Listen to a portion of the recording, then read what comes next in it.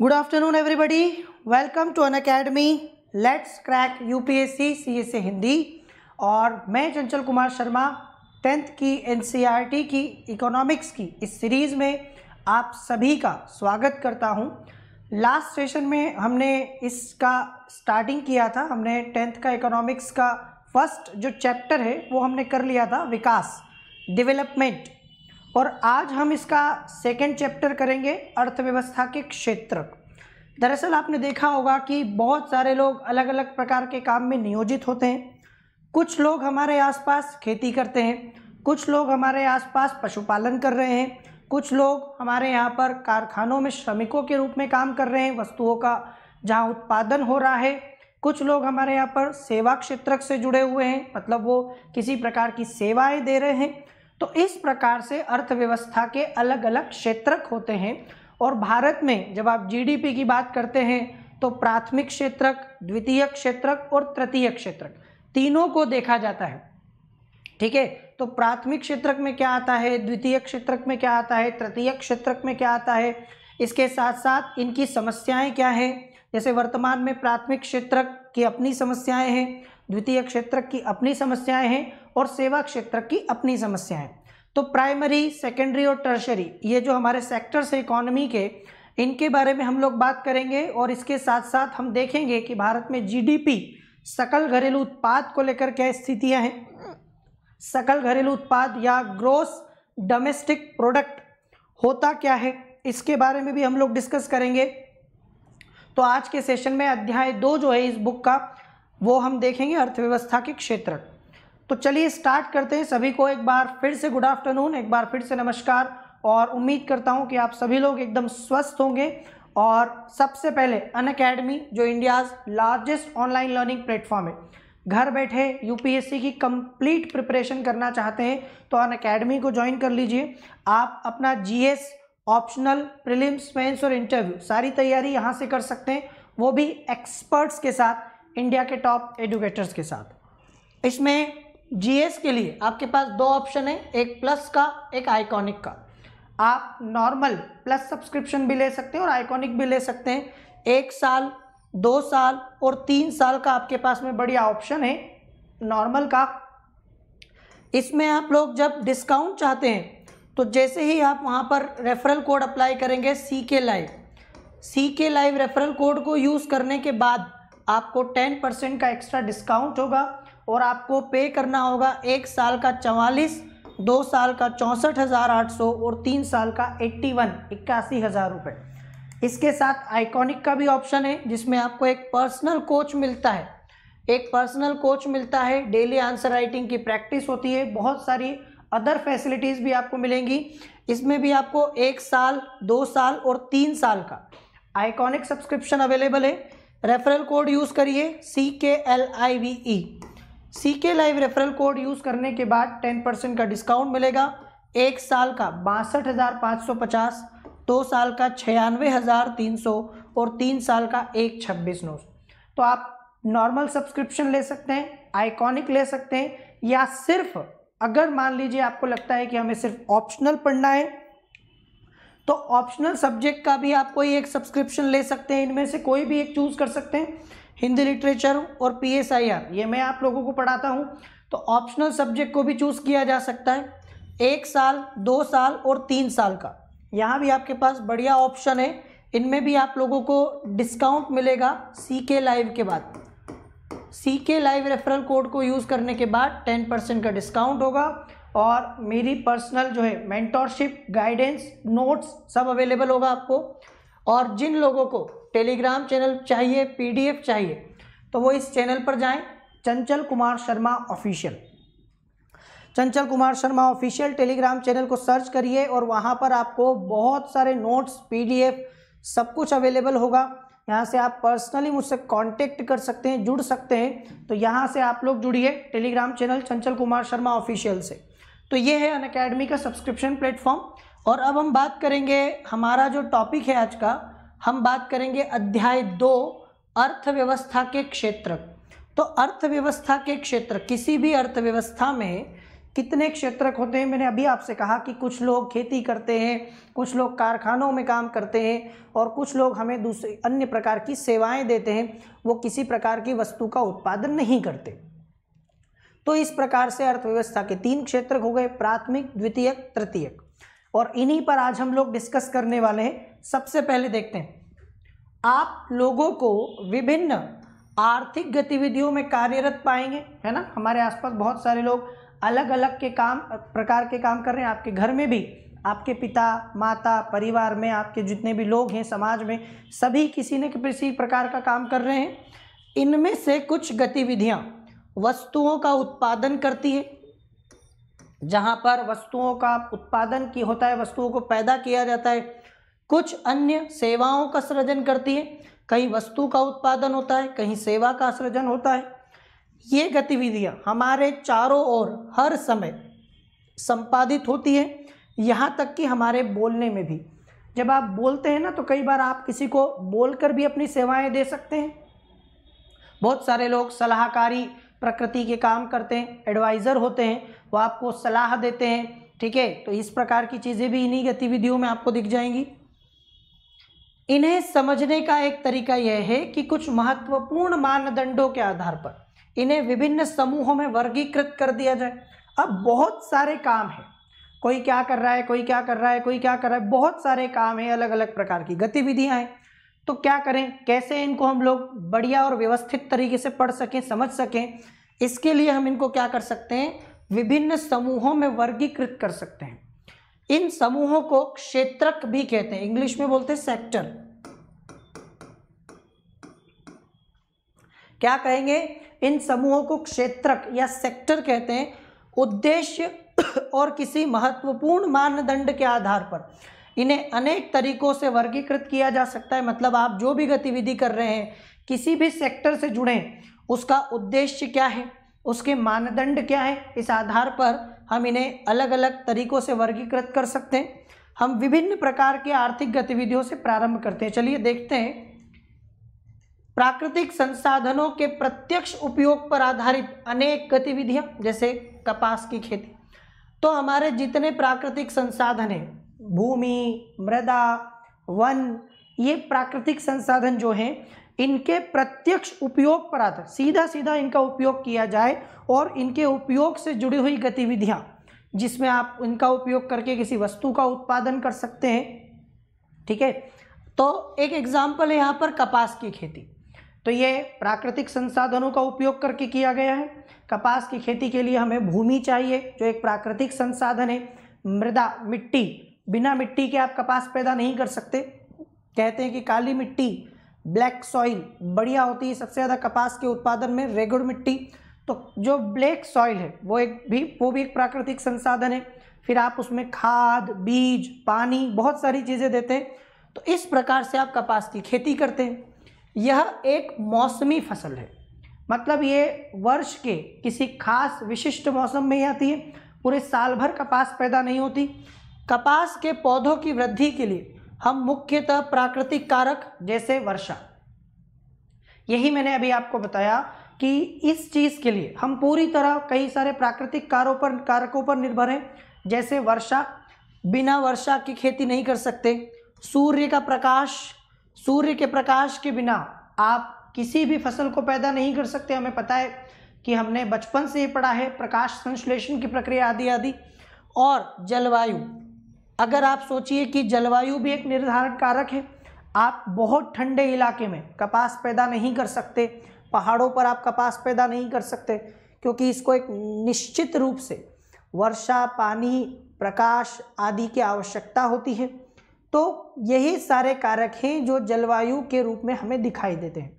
तो हमें एक जलवायु चाहिए आदर्श, किसी भी फसल के लिए एक आदर्श स्थिति चाहिए, ठीक है, मृदा आदि चाहिए। तो ये सब कुछ प्राकृतिक कारक हैं। अतः कपास एक प्राकृतिक उत्पाद है। सबसे पहले आपको, जैसे हम लोग बात करें प्राथमिक क्षेत्रक, द्वितीय क्षेत्रक, तृतीय क्षेत्रक, तो सबसे पहले आता है प्राथमिक क्षेत्रक या प्राइमरी सेक्टर। किस प्रकार से प्राइमरी सेक्टर को समझा जा सकता है, किस प्रकार से प्राइमरी सेक्टर को हम आसानी से समझ लें, इसके लिए सबसे पहले आपको समझना पड़ेगा ऐसी चीज़ें जो प्राकृतिक संसाधनों के उपयोग से जुड़ी हुई हैं और उनके द्वारा किसी वस्तु का उत्पादन हो रहा है, तो इसको हम लोग प्राथमिक क्षेत्रक में लेते हैं। जैसे हमने कपास की खेती ली, क्यों? क्योंकि ये बहुत सारे प्राकृतिक संसाधनों पर निर्भर है और इसके द्वारा ये पैदा किया जाता है, तो ये एक प्राकृतिक उत्पाद हो जाता है। इसी प्रकार डेयरी उत्पादन में, डेयरी उत्पादन के बारे में आप जानते होंगे, पशुओं की जैविक प्रक्रिया और चारा आदि की उपलब्धता पर निर्भर होते हैं। मतलब यदि आप दूध लेना चाहते हैं, गाय का, भैंस का, बकरी का, किसी भी जानवर का, तो इसके लिए आपको उसको पर्याप्त चारा, पोषण आदि देना होगा। ये भी सारा प्राकृतिक उस पर निर्भर है। अतः इसका उत्पाद दूध भी एक प्राकृतिक उत्पाद है, क्योंकि यदि आपको दूध चाहिए तो आपको बदले में जानवर को चारा खिलाना होगा, बदले में जानवर को भोजन देना होगा, और वो भी आपको प्रकृति से प्राप्त होगा। इस प्रकार से दूध एक प्राकृतिक उत्पाद बन गया, कपास भी एक प्राकृतिक उत्पाद बन गया, और ऐसी हर चीज़ जो प्राकृतिक संसाधनों का उपयोग करने के बाद हमें प्राप्त होती है वो प्राकृतिक उत्पाद है, नेचुरल प्रोडक्ट जिसको आप कहते हैं। तो ये हो गया प्राकृतिक संसाधनों के उपयोग से पैदा किया जाने वाला उत्पाद प्राकृतिक उत्पाद कहलाता है।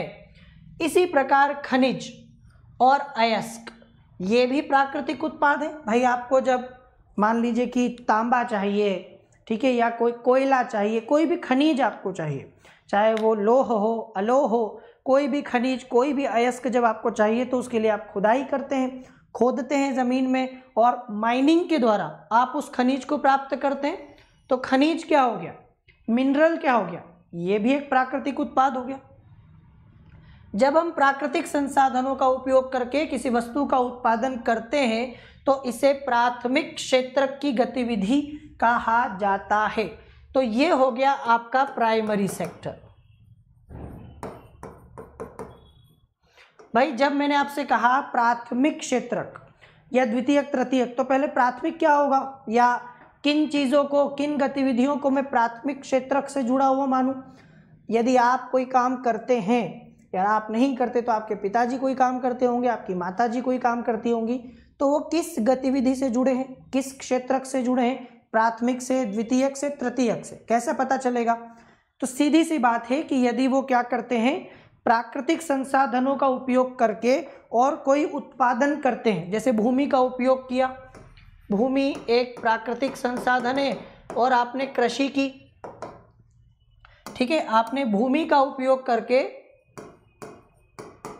वर्षा का उपयोग करके, जल का उपयोग करके, प्रकाश का उपयोग करके, सूर्य की आपने खेती की, तो ये क्या हो गया, एक प्राथमिक उत्पाद हो गया। इससे जो प्राप्त होगा तो ये प्राथमिक क्षेत्रक में आ गया।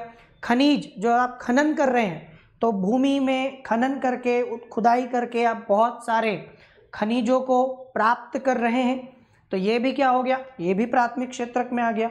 तो प्राथमिक क्षेत्रक में क्या क्या आ गया, हमारा पशुपालन आ गया, दूध आदि जिससे आप प्राप्त कर रहे हैं वो डेयरी वाला, इसके साथ साथ हमारा कृषि वाला मामला आ गया, खेती किसानी आ गई, और साथ साथ में खनिज आदि जो आप प्राप्त कर रहे हैं ये भी आ गया। तो इन्हें प्राथमिक कहा जाता है। लेकिन क्यों प्राथमिक, क्यों? प्राथमिक में एक शब्द मिलेगा आपको, प्राथमिक कैसे बनता है, प्रथम से बनता है, प्रथम से, सबसे पहले यही किया जाता है और इसके बाद दूसरे काम किए जाएंगे। जैसे आपने खेती की और खेती करके आपने कपास प्राप्त किया, तो ये प्राथमिक होगा। क्यों?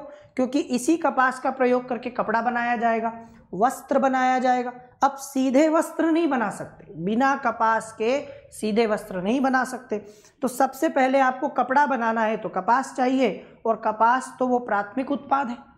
इसीलिए क्योंकि यह उन सभी उत्पादों का आधार है। ये शब्द देखो, ये उन सभी उत्पादों का आधार है जिन्हें हम निर्मित करते हैं। तो हमारे द्वारा जितनी भी चीज़ें निर्मित की जाती हैं, मैन्युफैक्चरिंग जिसको आप कहते हैं, मैन्युफैक्चर किया जाता है, उसके लिए आपको क्या चाहिए, उसके लिए आपको कुछ कच्चा माल चाहिए, रॉ मटेरियल चाहिए। और ये कहाँ से मिलेगा?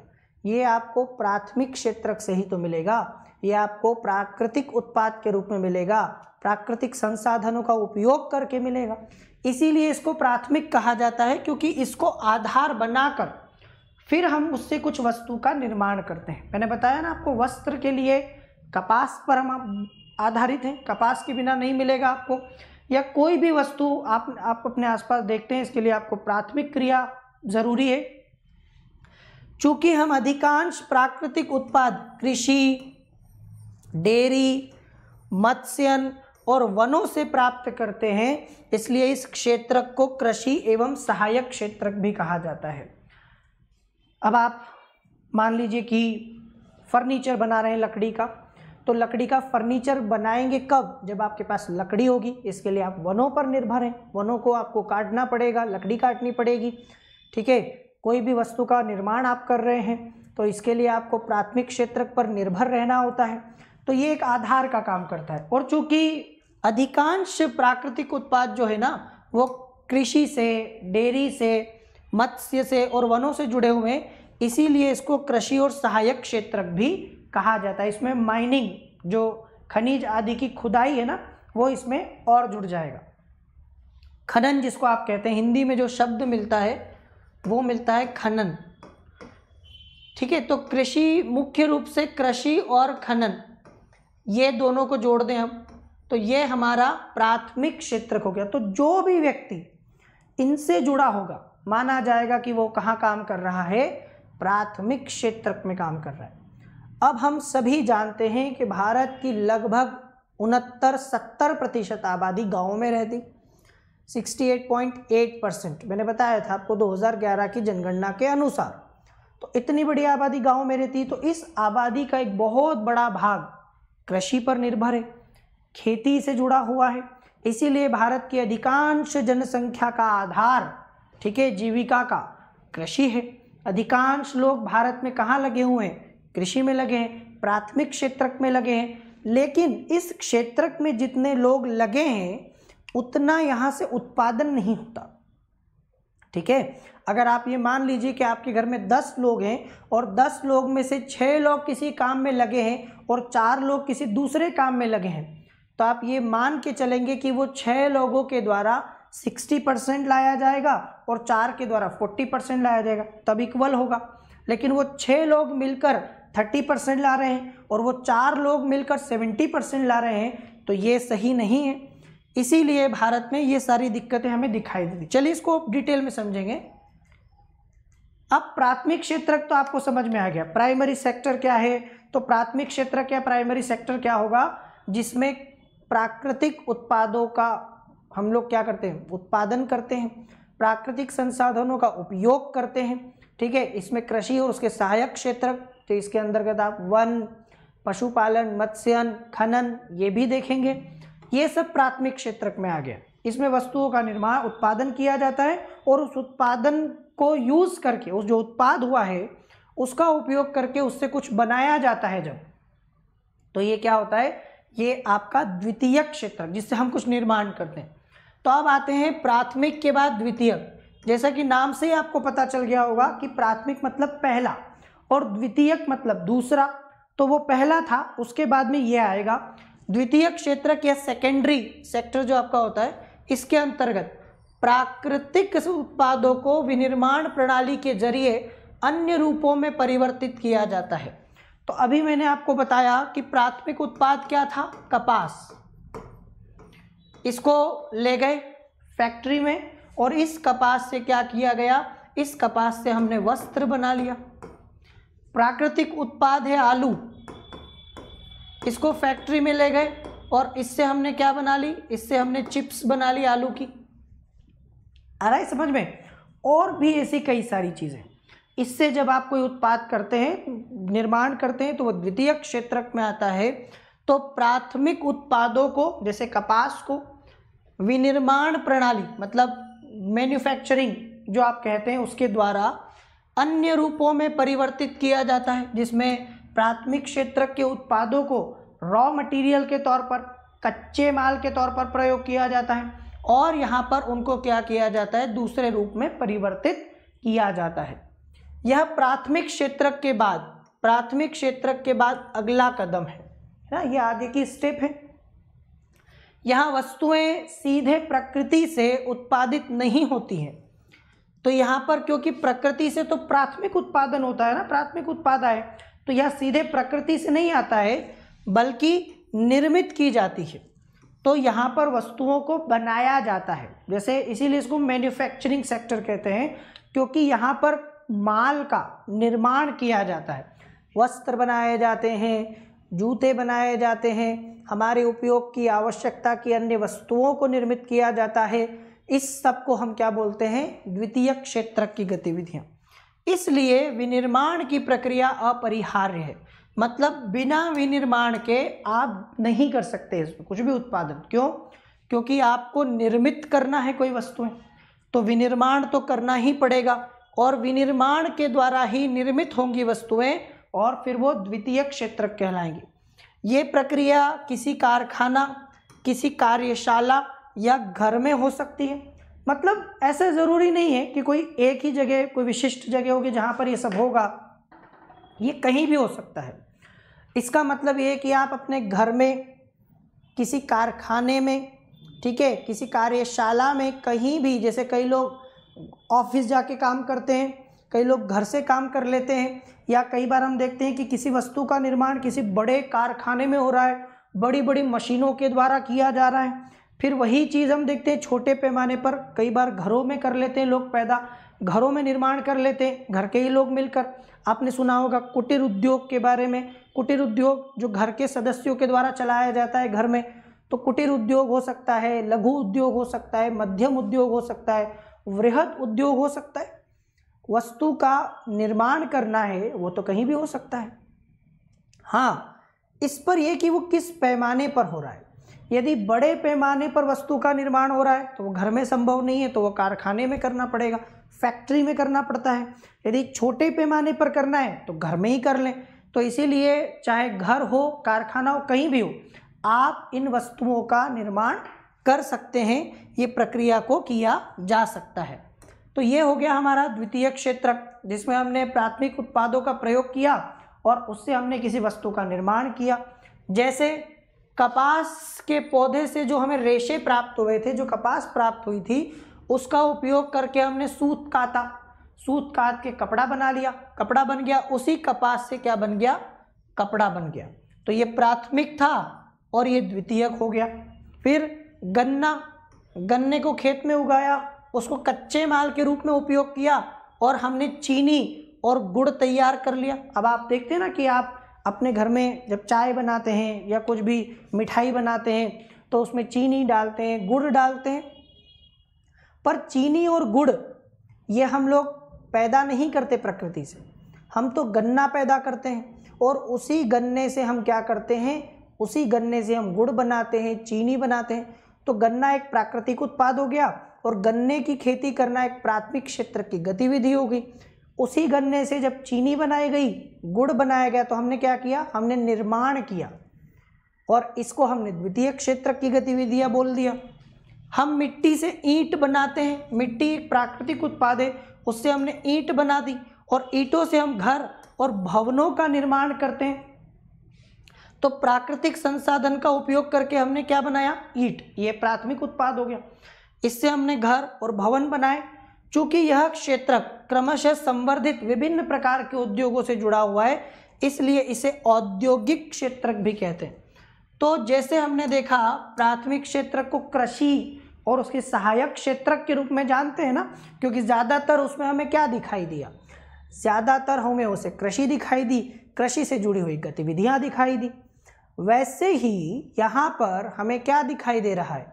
वैसे ही यहाँ पर हमें दिखाई दे रहा है कि हम वस्तुओं का निर्माण कर रहे हैं, और ये सब कुछ अधिकांशतः उद्योगों में होता है। ये मामला उद्योग से, इंडस्ट्री से जुड़ा हुआ है, इसीलिए इसको इंडस्ट्रियल सेक्टर भी कहते हैं, औद्योगिक क्षेत्र भी कहते हैं, क्योंकि यहाँ पर वस्तुओं का निर्माण किया जाता है। वहाँ उत्पादन किया जाता है, यहाँ निर्माण किया जाता है। विनिर्माण क्षेत्र इसीलिए कहा जाता है इसको। ठीक है, क्लियर? प्राथमिक और द्वितीयक, प्राथमिक और द्वितीयक दोनों मैंने आपको बताया कि प्राइमरी सेक्टर क्या होता है, द्वितीयक जिसे अब आपको समझ में आ गया होगा कि अगर आपके पिताजी किसी कारखाने में काम करते हैं, किसी कंपनी में काम करते हैं, उद्योग में, फैक्ट्री में काम करते हैं, या आपकी खुद की कोई फैक्ट्री है, तो आप द्वितीयक क्षेत्र से जुड़े हैं। आप सेकेंडरी वाले सेक्टर से जुड़े हुए हैं। इसके अलावा आर्थिक गतिविधियों की एक तीसरी कोटि होती है। आर्थिक गतिविधियों की पहला प्रकार, कोटि मतलब प्रकार, पहला प्रकार तो प्राथमिक गतिविधियों का था जो प्राथमिक क्षेत्रक से चल जाना गया। दूसरा प्रकार द्वितीयक क्षेत्रक के रूप में जाना गया, द्वितीयक या दूसरी प्रकार की गतिविधियां। एक और है, इसमें एक और है जो तृतीयक के नाम से जाना जाता है। सबसे पहले पहला, दूसरा, तीसरा, तो जो सबसे पहले होगा उसको पहला बोल दिया, उसके बाद वाले को दूसरा और उसके बाद वाले को तीसरा कहा। ये तृतीयक क्षेत्रक के अंतर्गत आता है और ये तो उपर्युक्त दोनों क्षेत्रकों से भिन्न है। भिन्न क्यों है? ये गतिविधियां प्राथमिक और द्वितीयक क्षेत्रक के विकास में मदद करती है। ये ऐसी गतिविधियां हैं जो हमारे बचे हुए जो बाकी के दो क्षेत्रक थे शुरुआत के, इनके विकास में, इनके डेवलपमेंट में भी मदद करती है और उनसे अलग प्रकार की है। ये गतिविधियां स्वतः वस्तुओं का उत्पादन नहीं करती, मतलब इनमें किसी वस्तु का उत्पादन नहीं होगा। जैसे हमने देखा प्राथमिक क्षेत्रक में उत्पादन किया, द्वितीयक में कुछ निर्माण किया, ऐसे यहाँ पर आपको कुछ उत्पादन नहीं दिखेगा, बल्कि उत्पादन प्रक्रिया में सहयोग या मदद करती है। ध्यान से समझो, ये सहयोग या मदद करेगी। जैसे आपने गन्ने की खेती की बात की हमने, तो गन्ने की खेती के लिए हमें बहुत सारी आवश्यक चीज़ें चाहिए, ठीक है, वो हमारे पास कैसे आएंगी? उसके बाद जब हम गन्ने की खेती कर लें तो खेती करने के बाद जो गन्ना होगा उससे हमें चीनी मिलेगी, तो चीनी की मिलों तक, कारखानों तक वो गन्ना जाना, और फिर चीनी बन जाए तो चीनी को जो है दुकानों तक लेकर जाना, उनको लोगों तक पहुंचाना। तो ये दोनों ही क्षेत्रक की सहायता करता है और इसमें कोई उत्पादन नहीं हो रहा है, बल्कि ये क्या कर रहा है? सहयोग या मदद कर रहा है दोनों। मतलब अगर ये तीसरा क्षेत्रक नहीं होगा तो बाकी के दो क्षेत्रक का कोई मतलब नहीं है। मतलब कुल मिला के तीनों क्षेत्रक एक दूसरे पर निर्भर है। प्राथमिक क्षेत्रक को द्वितीयक और तृतीयक क्षेत्रक चाहिए, द्वितीयक क्षेत्रक को तृतीयक और प्राथमिक चाहिए, और तृतीयक क्षेत्रक को प्राथमिक और द्वितीयक चाहिए। मान लीजिए कि कोई किसान है, ठीक है, वो पैदा ही नहीं करे कुछ, प्राथमिक क्षेत्रक की गतिविधि शून्य, तो फिर कपास नहीं मिलेगा मिल को, तो कपड़ा कैसे बनेगा? तो द्वितीयक वाला मशीन होते हुए, मजदूर होते हुए कुछ नहीं कर सकता, ठीक है। तो इस प्रकार से वो प्राथमिक पर भी निर्भर है। फिर अगर मान लीजिए किसान पैदा करता है लेकिन कोई खरीदने वाला नहीं है। सोचिए कि यदि कोई किसान ने कोई अनाज पैदा किया, गन्ना, चीनी, गेहूं, चावल, कुछ भी पैदा किया, लेकिन कोई खरीदने वाला नहीं, तो फिर किसान भूखे मर जाएगा और उसको भी बंद करने पड़ेगी वो खेती। कहीं ना कहीं तीनों एक दूसरे से जुड़े हुए हैं ना, तीनों एक दूसरे पर निर्भर है। मान लीजिए कि किसान ने पैदा भी कर लिया, उसके बाद उस कपड़ा जो है कपड़ा भी बना दिया गया उस कपास से, लेकिन उस कपड़े को कोई खरीदने नहीं वाला, मतलब वहाँ पर कोई दुकान पर नहीं जा रहा है, उसको ले जाने वाला कोई नहीं है, वहाँ से ट्रांसपोर्ट या परिवहन की व्यवस्था नहीं है, तो फिर ये माल बेकार हो जाएगा। इस प्रकार से हमें तीनों की तीनों क्षेत्रक की ज़रूरत होती है। जैसे प्राथमिक और द्वितीयक क्षेत्रक द्वारा उत्पादित वस्तुओं को थोक और खुदरा विक्रेताओं को बेचने के लिए ट्रक और ट्रेन द्वारा परिवहन करने की ज़रूरत पड़ती है। तो जैसा कि मैंने आपसे कहा कि आपने कपड़ा बना लिया, कपास पैदा कर लिया, कपड़ा बना लिया उससे, लेकिन उस कपड़े को ले जाने वाला कोई नहीं है, दुकानों तक ले जाने वाला ट्रक, क्योंकि आपको कोई गाड़ी चाहिए जो आपके माल को दुकानों तक पहुंचाए, डिस्ट्रीब्यूटर्स तक पहुंचाए, ये नहीं है, तो आपका वो कपड़ा बनाना बेकार हो गया। कभी कभी वस्तुओं को गोदामों में भंडारित करने की आवश्यकता होती है। हमें उत्पादन और व्यापार में सहूलियत के लिए टेलीफोन पर दूसरों से वार्तालाप या पत्राचार या बैंकों से कर्ज लेने की भी आवश्यकता होती है। जैसे द्वितीय क्षेत्रक की मैंने आपसे बात की थी, द्वितीय क्षेत्रक अभी क्या करता है? द्वितीय क्षेत्रक निर्माण करता है, ठीक है ना।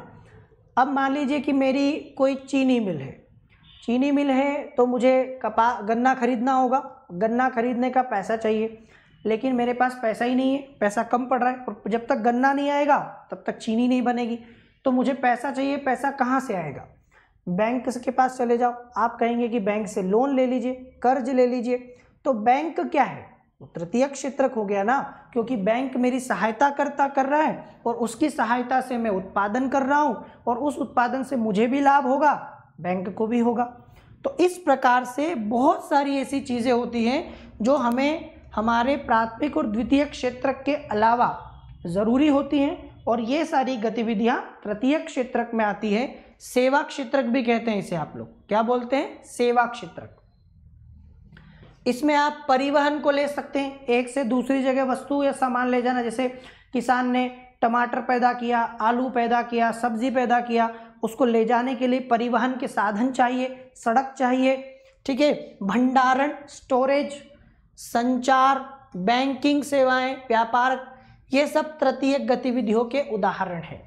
अगर मान लीजिए आपकी कोई कपड़े की दुकान है जहाँ से आप कपड़ा बेचते हैं लोगों को, ठीक है, रेडीमेड कपड़ा बेचते हैं, या हो सकता है कि आपकी किराने की दुकान हो सकती है, इसके अलावा आपकी और भी किसी भी चीज़ की दुकान हो सकती है, शॉप हो सकती है, बड़ा शोरूम हो सकता है।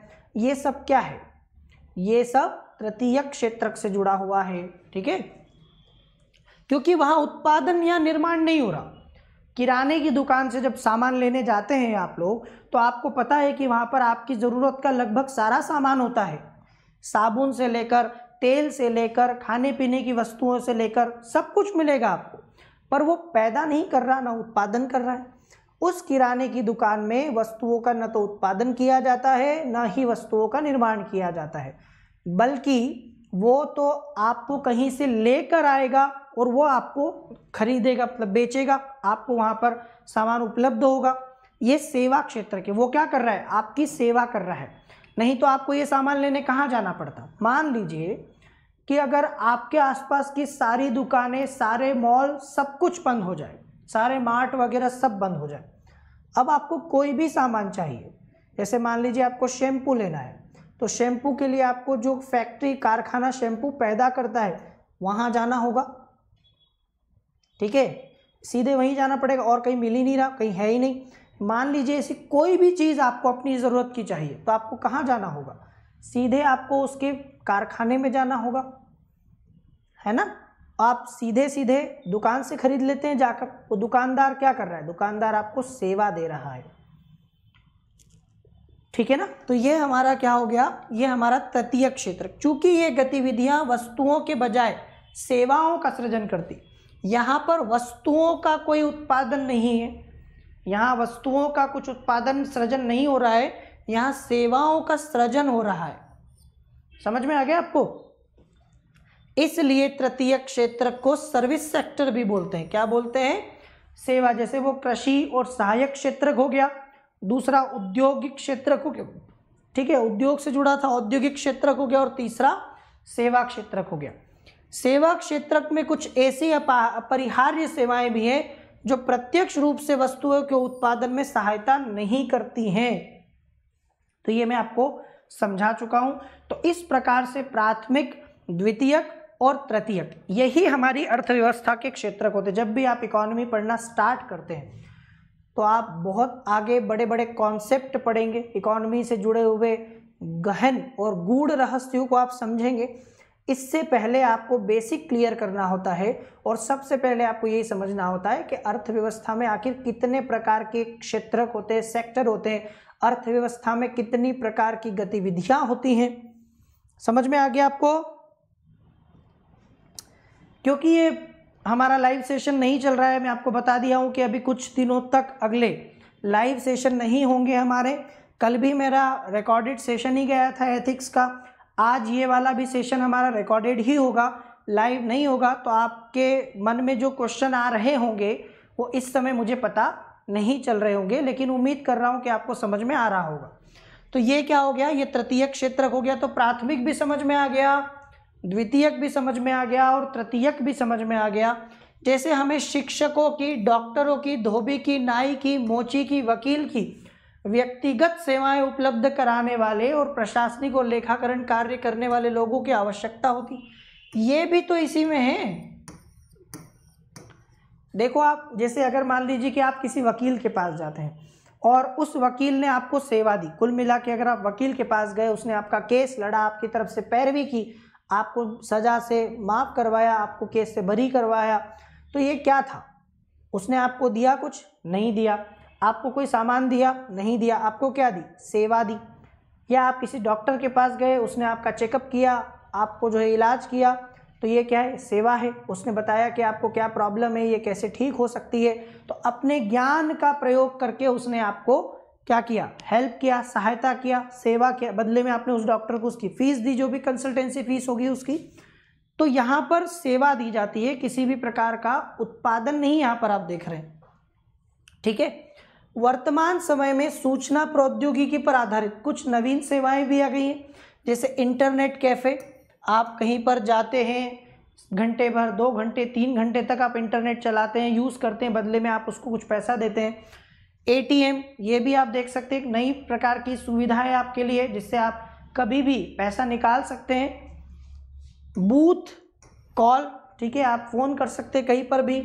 Call centre software, call centre एक नया, आपको पता है कि आपने कोई प्रोडक्ट खरीदा और उस प्रोडक्ट से जुड़ा हुआ कोई आपकी समस्या है, दिक्कत है, तो आप कॉल सेंटर पे कॉल कर सकते हैं, उससे जुड़ी हुई जानकारी या आपने शिकायत दर्ज कर सकते हैं। ठीक है। सॉफ्टवेयर कंपनी, ये सब कुछ इत्यादि भी बहुत महत्वपूर्ण हो गई है। तो धीरे धीरे इसका दायरा बढ़ रहा है। अब देखो यहाँ पर एक आपके सामने तालिका है, और इस तालिका से आप बहुत कुछ समझ जाओगे। इस तालिका में अलग अलग आर्थिक गतिविधियां हैं, और आपको सिर्फ इतना समझना है कि ये कैसे एक दूसरे के ऊपर परस्पर निर्भर है। मतलब जब मैं बोलता हूं कि 3 क्षेत्र के, तो तीनों अलग अलग हैं लेकिन एक दूसरे पर निर्भर है। इनमें मैंने आपसे कहा कि पहला नहीं होगा तो बाकी 2 नहीं हो पाएंगे, या दूसरा नहीं होगा तो आसपास वाले नहीं हो पाएंगे। इसीलिए देखो, एक उदाहरण करो, कल्पना करो कि यदि किसान किसी चीनी मिल को गन्ना बेचने से इनकार कर दे। किसान ने गन्ना पैदा किया लेकिन गन्ना चीनी मिल को नहीं दिया, तो क्या होगा? मिल बंद हो जाएगी। इसका क्या मतलब है कि द्वितीयक या औद्योगिक क्षेत्रक जो है वो कैसे प्राथमिक क्षेत्रक पर निर्भर है। या मान लीजिए किसान ने गन्ना दे दिया, उसने चीनी पैदा भी कर ली, लेकिन उस सामान को ले जाने वाला कोई नहीं है, दुकान तक बेचने वाला कोई नहीं है, तो भी खराब हो जाएगा। तो ये तृतीयक पर भी निर्भर करता है। कल्पना करें कि यदि कंपनियां भारतीय बाजार से कपास नहीं खरीदें, मान लो किसान ने कपास पैदा कर दिया लेकिन कंपनियां जो है वो बाजार से कपास नहीं खरीद रही हैं, अन्य देशों से कपास का आयात करने का निर्णय ले कि हम बाहर से कपास मंगाएं, तो क्या होगा? कपास की खेती करने वाला बर्बाद हो जाएगा। जिसने कपास, जैसे हम देखते हैं ना, कई बार हमारे यहाँ पर बहुत सारी फसलों के साथ होता है, हर 2-4 साल में एक बार प्याज के साथ। कई बार आप देखेंगे कि प्याज बहुत महंगा होता है और कई ऊंचे दाम पर बिकता है, अभी इसी साल आपने देखा होगा। लेकिन कई बार ऐसा होता है कि प्याज के दाम इतने गिर जाते हैं कि कोई खरीदना नहीं चाहता, बहुत कम कीमतें हो जाती हैं, किसानों को प्याज फेंकना पड़ जाता है, कई सारा प्याज सड़ जाता है, और कई बार किसानों को बहुत सारा नुकसान भी हो जाता है, क्योंकि जो प्याज को पैदा करने में उनकी लागत आई, जो पैसा उन्होंने इन्वेस्ट किया, जो मेहनत उनकी इन्वेस्ट हुई, उसका उनको कोई प्रतिफल नहीं मिला। इस प्रकार से हमारे यहाँ पर, क्योंकि अगर कोई खरीदेगा नहीं तो वो किसान भी बर्बाद हो जाएगा। तो यहाँ पर आपको दिख जाएगा कि कैसे प्राथमिक क्षेत्रक भी द्वितीयक क्षेत्रक पर निर्भर करता है। ठीक है, वो क्या हो जाएगा? वो दिवालिया हो जाएगा किसान। फिर किसान को ट्रैक्टर, पंप सेट, बिजली, कीटनाशक, उर्वरक जैसी वस्तुओं की ज़रूरत पड़ती है। ठीक है, जब वो फसल पैदा करता है तो उसको ट्रैक्टर भी चाहिए, कीटनाशक पेस्टिसाइड्स भी चाहिए, फर्टिलाइज़र, उर्वरक भी चाहिए उसको, और ऐसी कई सारी वस्तुएं चाहिए। मान लो कि उर्वरक और पंप सेट की कीमत बढ़ जाए तो क्या होगा बताइए? खेती पर लागत बढ़ जाएगी और किसानों का लाभ कम हो जाएगा। मतलब ये भी बता रहा है कि कैसे ये इन पर निर्भर कर रहा है।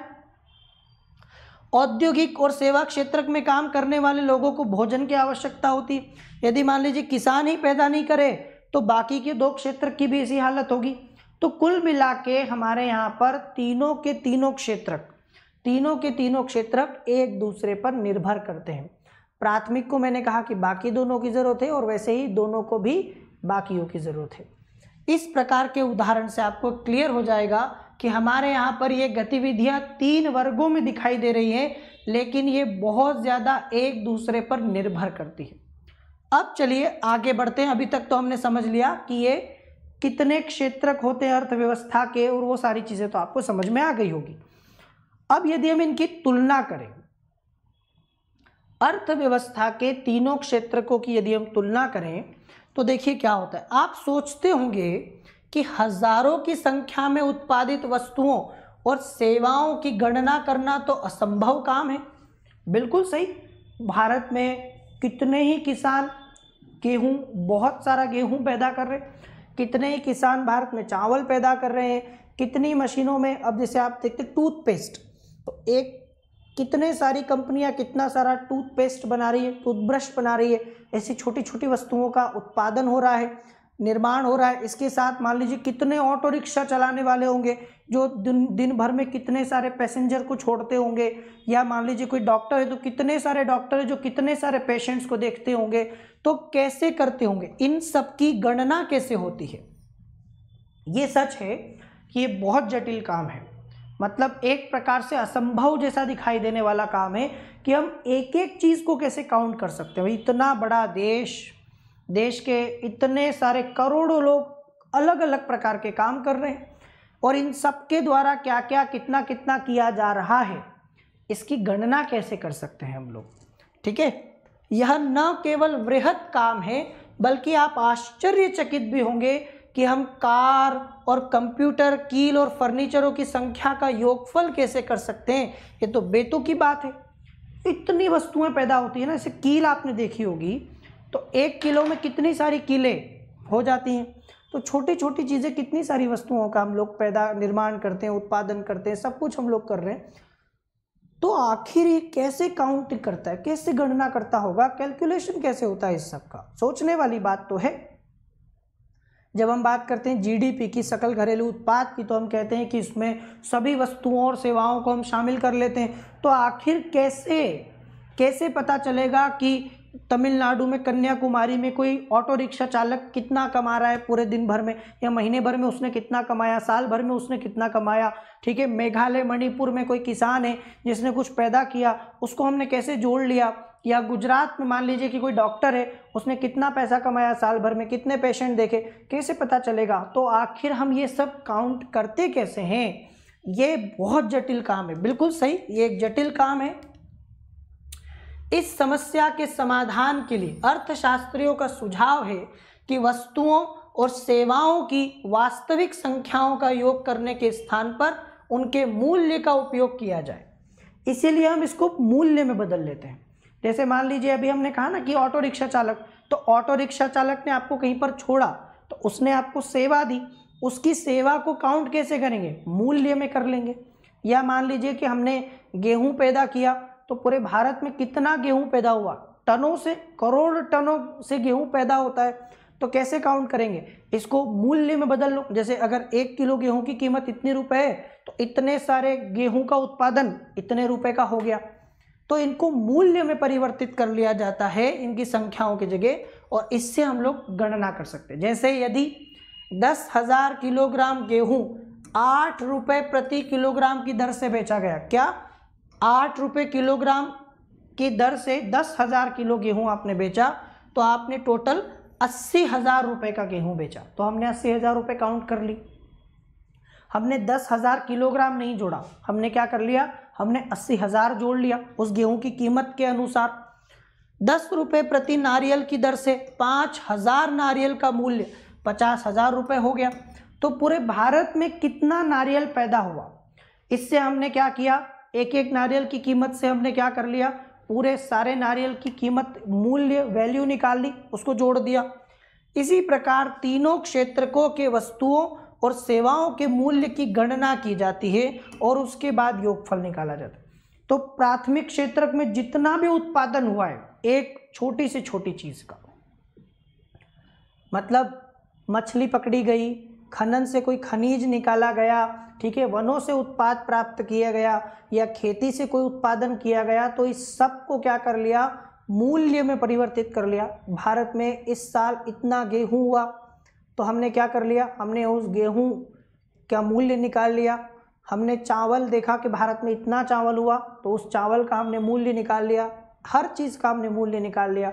वैसे द्वितीय क्षेत्रक में भी कि कितनी कीमत का क्या क्या उत्पादन हुआ, कितना क्या पैदा किया और कितना निर्माण किया गया, इसको मूल्य में बदल दिया गया। वैसे ही सेवा क्षेत्र में भी इस प्रकार से हमने तीनों को जोड़ लिया। यहाँ एक सावधानी बरतने की जरूरत, ये बहुत काम की चीज़ है। कई सारे बच्चे पढ़ते समय ना बहुत एक क्वेश्चन पूछते हैं, ये अंतिम मूल्य क्या होता है, उनको समझ में नहीं आता। इसको समझो बहुत ध्यान से, सावधानी बरतने की जरूरत है। उत्पादित और बेची गई प्रत्येक वस्तु या सेवा करने की गणना करने की जरूरत नहीं होती है, केवल अंतिम वस्तुओं और अंतिम सेवाओं की गणना की जाती है। इसका क्या मतलब है? इसका बहुत सीधा सा मतलब है कि मान लीजिए गेहूं पैदा हुआ, ठीक है, 1 किलो गेहूं, तो सीधा सीधा गेहूं को जोड़ लिया आपने, 1 किलो गेहूं का जोड़ लिया आपने 10 रुपया, ठीक है। इस गेहूं से हमने मान लीजिए कुछ आटा बना लिया, आपने उस आटे को भी जोड़ लिया, उस आटे से हमने कुछ सामान बनाया तो उसको भी जोड़ लिया, तो एक ही वस्तु बार बार जुड़ी जा रही। इसलिए इस 1 किलो गेहूं को नहीं जोड़ा जाएगा। इस 1 किलो गेहूं से कितना आटा बना ये देखा जाएगा, उस आटे से कितनी सामान बना और अंतिम रूप से लोगों तक कितना गया ये देखा जाएगा। एग्जाम्पल मैं आपको दे देता हूं कि एक किसान मान लो किसी आटा मिल को 8 रुपये प्रति किलोग्राम की दर से गेहूं बेचता है। अभी इसको काउंट नहीं करेंगे, ये 1 किलो गेहूं हमने नहीं जोड़ा, अभी 8 रुपये में उसने गेहूं बेच दिया। मिल में गेहूं की पिसाई हुई और 10 रुपये किलो उस मिल वाले ने बेच दिया, मतलब आटा खरीद, उसने गेहूं खरीदा 8 रुपये से और उसने पिसाई की तो थोड़ा उसका भी बनता है, तो 2 रुपये ऐड हो गए, 8 रुपये से वो 10 रुपये का हो गया। अब 10 रुपये किलो के भाव से उसने आटा बेच दिया, समझा आपने? 8 रुपये से उसने गेहूं खरीदा और 10 रुपये में उसने बेच दिया। अगर हम बार बार गिनते तो पहले हम ये 8 रुपये गिन लेते और फिर हम ये 10 रुपये गिन लेते, तो ये 18 हो जाते, पर माल तो वही है, उसी गेहूं से बना हुआ आटा है ना वो। तो हमने ये 8 भी नहीं जोड़ा और हमने ये 10 भी नहीं जोड़ा। अब क्या किया, इस आटे को बिस्किट कंपनी को बेचा गया था 10 रुपये किलो में, और उसने क्या किया, इसमें चीनी और तेल का भी उपयोग किया और बिस्किट के 4 पैकेट बनाए, मतलब 1 किलो आटे से उसने 4 पैकेट बनाए बिस्किट के और 60 रुपये में उसने बेचा, मतलब 15 रुपये का एक पैकेट। तो वो आटा, वो गेहूं जो 8 रुपये का था 1 किलो, वो पिसाने के बाद 10 रुपये का हो गया और जब उससे बिस्किट बना तो वो 15 रुपये का हो गया एक पैकेट। इस प्रकार से हमने देखा कि ये आखिर में ये 60 रुपये जुड़ गया। 1 किलो गेहूं से 60 रुपये तक के बिस्किट बन गए, मतलब 1 किलो गेहूं तो 8 रुपये का था, 1 किलो आटा 10 रुपये का हो गया और उस 10 रुपये के आटे से हमने 60 रुपये के बिस्किट बना लिए। तो अंतिम रूप से हमने क्या, ये 60 रुपये को जोड़ लिया। इस 60 रुपये में वो आटा भी आ गया, वो गेहूं भी आ गया, सब कुछ आ गया और आखिर में आपके पास तो बिस्किट आया। तो अंतिम वस्तु क्या है? अंतिम वस्तु बिस्किट है, गेहूं अंतिम वस्तु नहीं है, क्योंकि गेहूं तो अभी दूसरे के पास जाएगा, वहां से किसी और के पास जाएगा, ठीक है। गेहूं गया चक्की वाले के पास, फ्लोर मिल वाले के पास, आटा चक्की वाले के पास, वहाँ से गया बिस्किट कंपनी के पास और वहाँ से वो आपके पास में आया फाइनली। तो हमने बिस्किट को जोड़ लिया कि हमने 60 रुपये का बिस्किट पैदा किया, मतलब निर्माण किया, इसमें आटा गेहूं सब आ गया। अतः बिस्किट जो है ना वो अंतिम उत्पाद हो गया। अंतिम उत्पाद क्या बन गया? बिस्किट हो गया, वह वस्तु जो उपभोक्ता तक पहुँचती है, अंतिम रूप से लोगों तक जो आती है, जिसका वो उपभोग कर लेते हैं, वो अंतिम वस्तु होती है। तो इस प्रकार से हम गणना करते हैं वस्तुओं की। ये क्यों किया गया?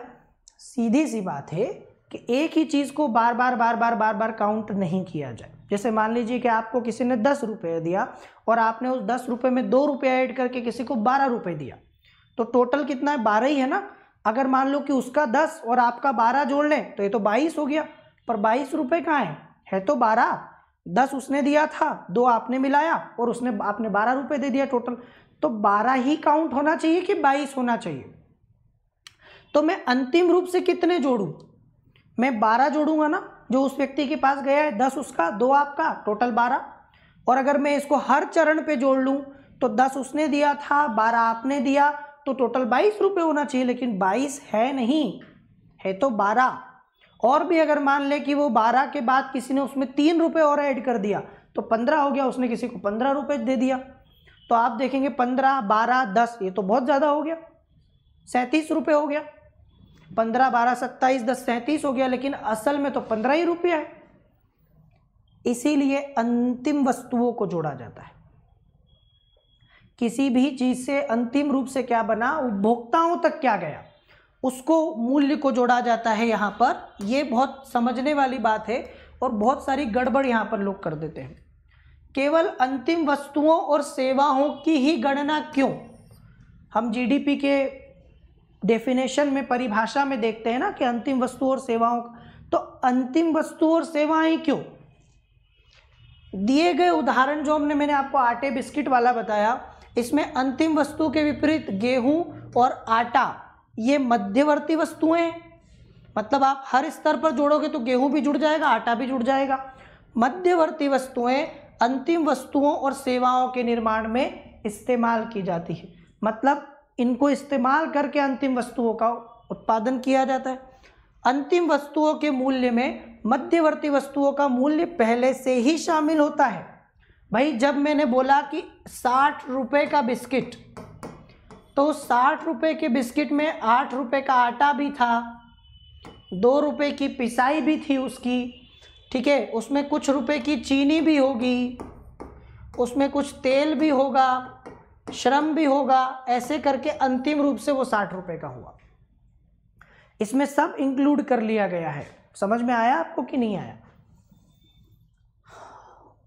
लाइव तो है नहीं जो मैं आपके कमेंट देख लूं, क्योंकि जब कोई लाइव होता है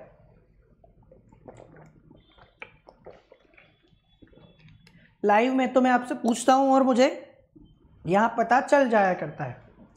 तो उम्मीद करता हूं कि आपको समझ में आया होगा। यहाँ बिस्कुट के अंतिम मूल्य में 60 रुपये का जो मूल्य है उसमें पहले से ही आटे का सारा मूल्य शामिल है, ठीक है। गेहूं 8 रुपये का था और आटा 10 का हो गया था, सब कुछ शामिल कर लिया गया है। इसी प्रकार अन्य सभी मध्यवर्ती वस्तुओं का मूल्य भी शामिल होगा। अतः गेहूं और आटे के मूल्य की अलग अलग गणना करना उचित नहीं है, नहीं तो ये बहुत ज़्यादा हो जाएगा। अभी मैंने आपको एक एग्जांपल दिया कि आपने 10 रुपये दिया, किसी ने 2 रुपये ऐड किया तो 12 हो गया, फिर उसने 3 रुपये ऐड किया तो 15 हो गया, तो टोटल 15 रुपये हुआ ना। और इसको अगर ऐसे जोड़े तो 15 ये, 12 ये और 10 ये, तो ये तो बहुत ज़्यादा हो जाएगा। इससे जीडीपी का, आपके देश की अर्थव्यवस्था का, उत्पादन का सही चित्र नहीं आएगा। बहुत ज़्यादा बढ़ चढ़ के आंकड़े आ जाएंगे, क्योंकि तब हम एक ही वस्तु के मूल्य की गणना को बार बार करते हैं।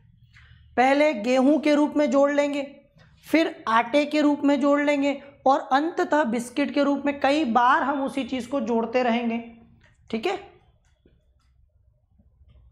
किसी विशेष वर्ष में प्रत्येक क्षेत्रक द्वारा उत्पादित अंतिम वस्तु, चाहे वो प्राथमिक हो, द्वितीयक हो, तृतीयक क्षेत्रक हो, इनके द्वारा उत्पादित अंतिम वस्तुओं और सेवाओं का मूल्य उस वर्ष में क्षेत्रक के कुल उत्पादन की जानकारी प्रदान करता है कि प्राइमरी क्षेत्रक में कितना हुआ इस साल, अंतिम वस्तुएं देख ली हमने टोटल, द्वितीयक में कितना हुआ, तृतीयक में कितना हुआ, और हम तीनों को अलग अलग देखते हैं।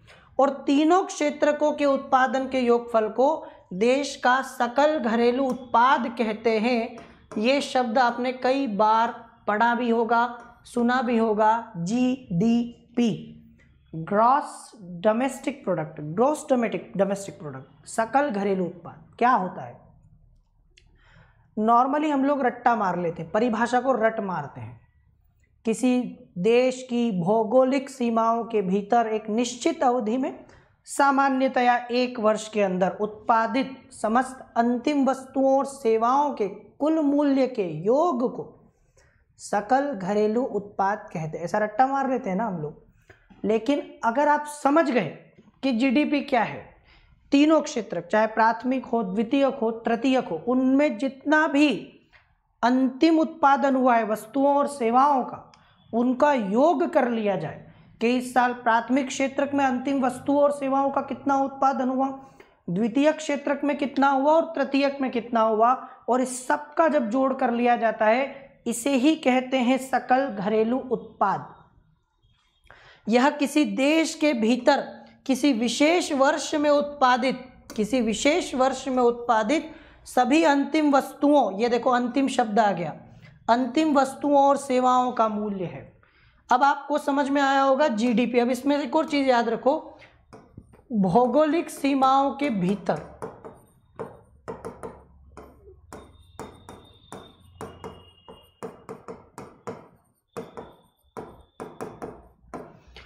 तो हमारे देश का जो पूरा क्षेत्रफल है, जो हमारी सीमाएं हैं, उसके अंदर उत्तर से दक्षिण, पूर्व से पश्चिम, जितना भी हमारे देश में उत्पादन हो रहा है। अब समझें इस बात को, कई सारे बच्चे कंफ्यूज हो जाते, क्वेश्चन पूछते हैं कि सर इसमें भारत विदेशियों का शामिल होगा कि नहीं, ये वो सब चीज़ें।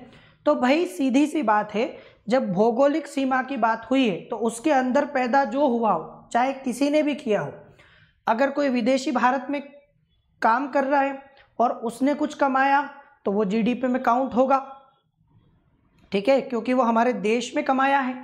अगर किसी ने बाहर की विदेशी कंपनी ने हमारे यहाँ एक कारखाना लगाया और उस कारखाने में उसने कुछ पैदा किया, ये भी काउंट होगा क्योंकि हमारे देश की सीमा में हुआ है, चाहे वो विदेशी कंपनी ने किया हो, विदेशी फैक्ट्री ने किया हो।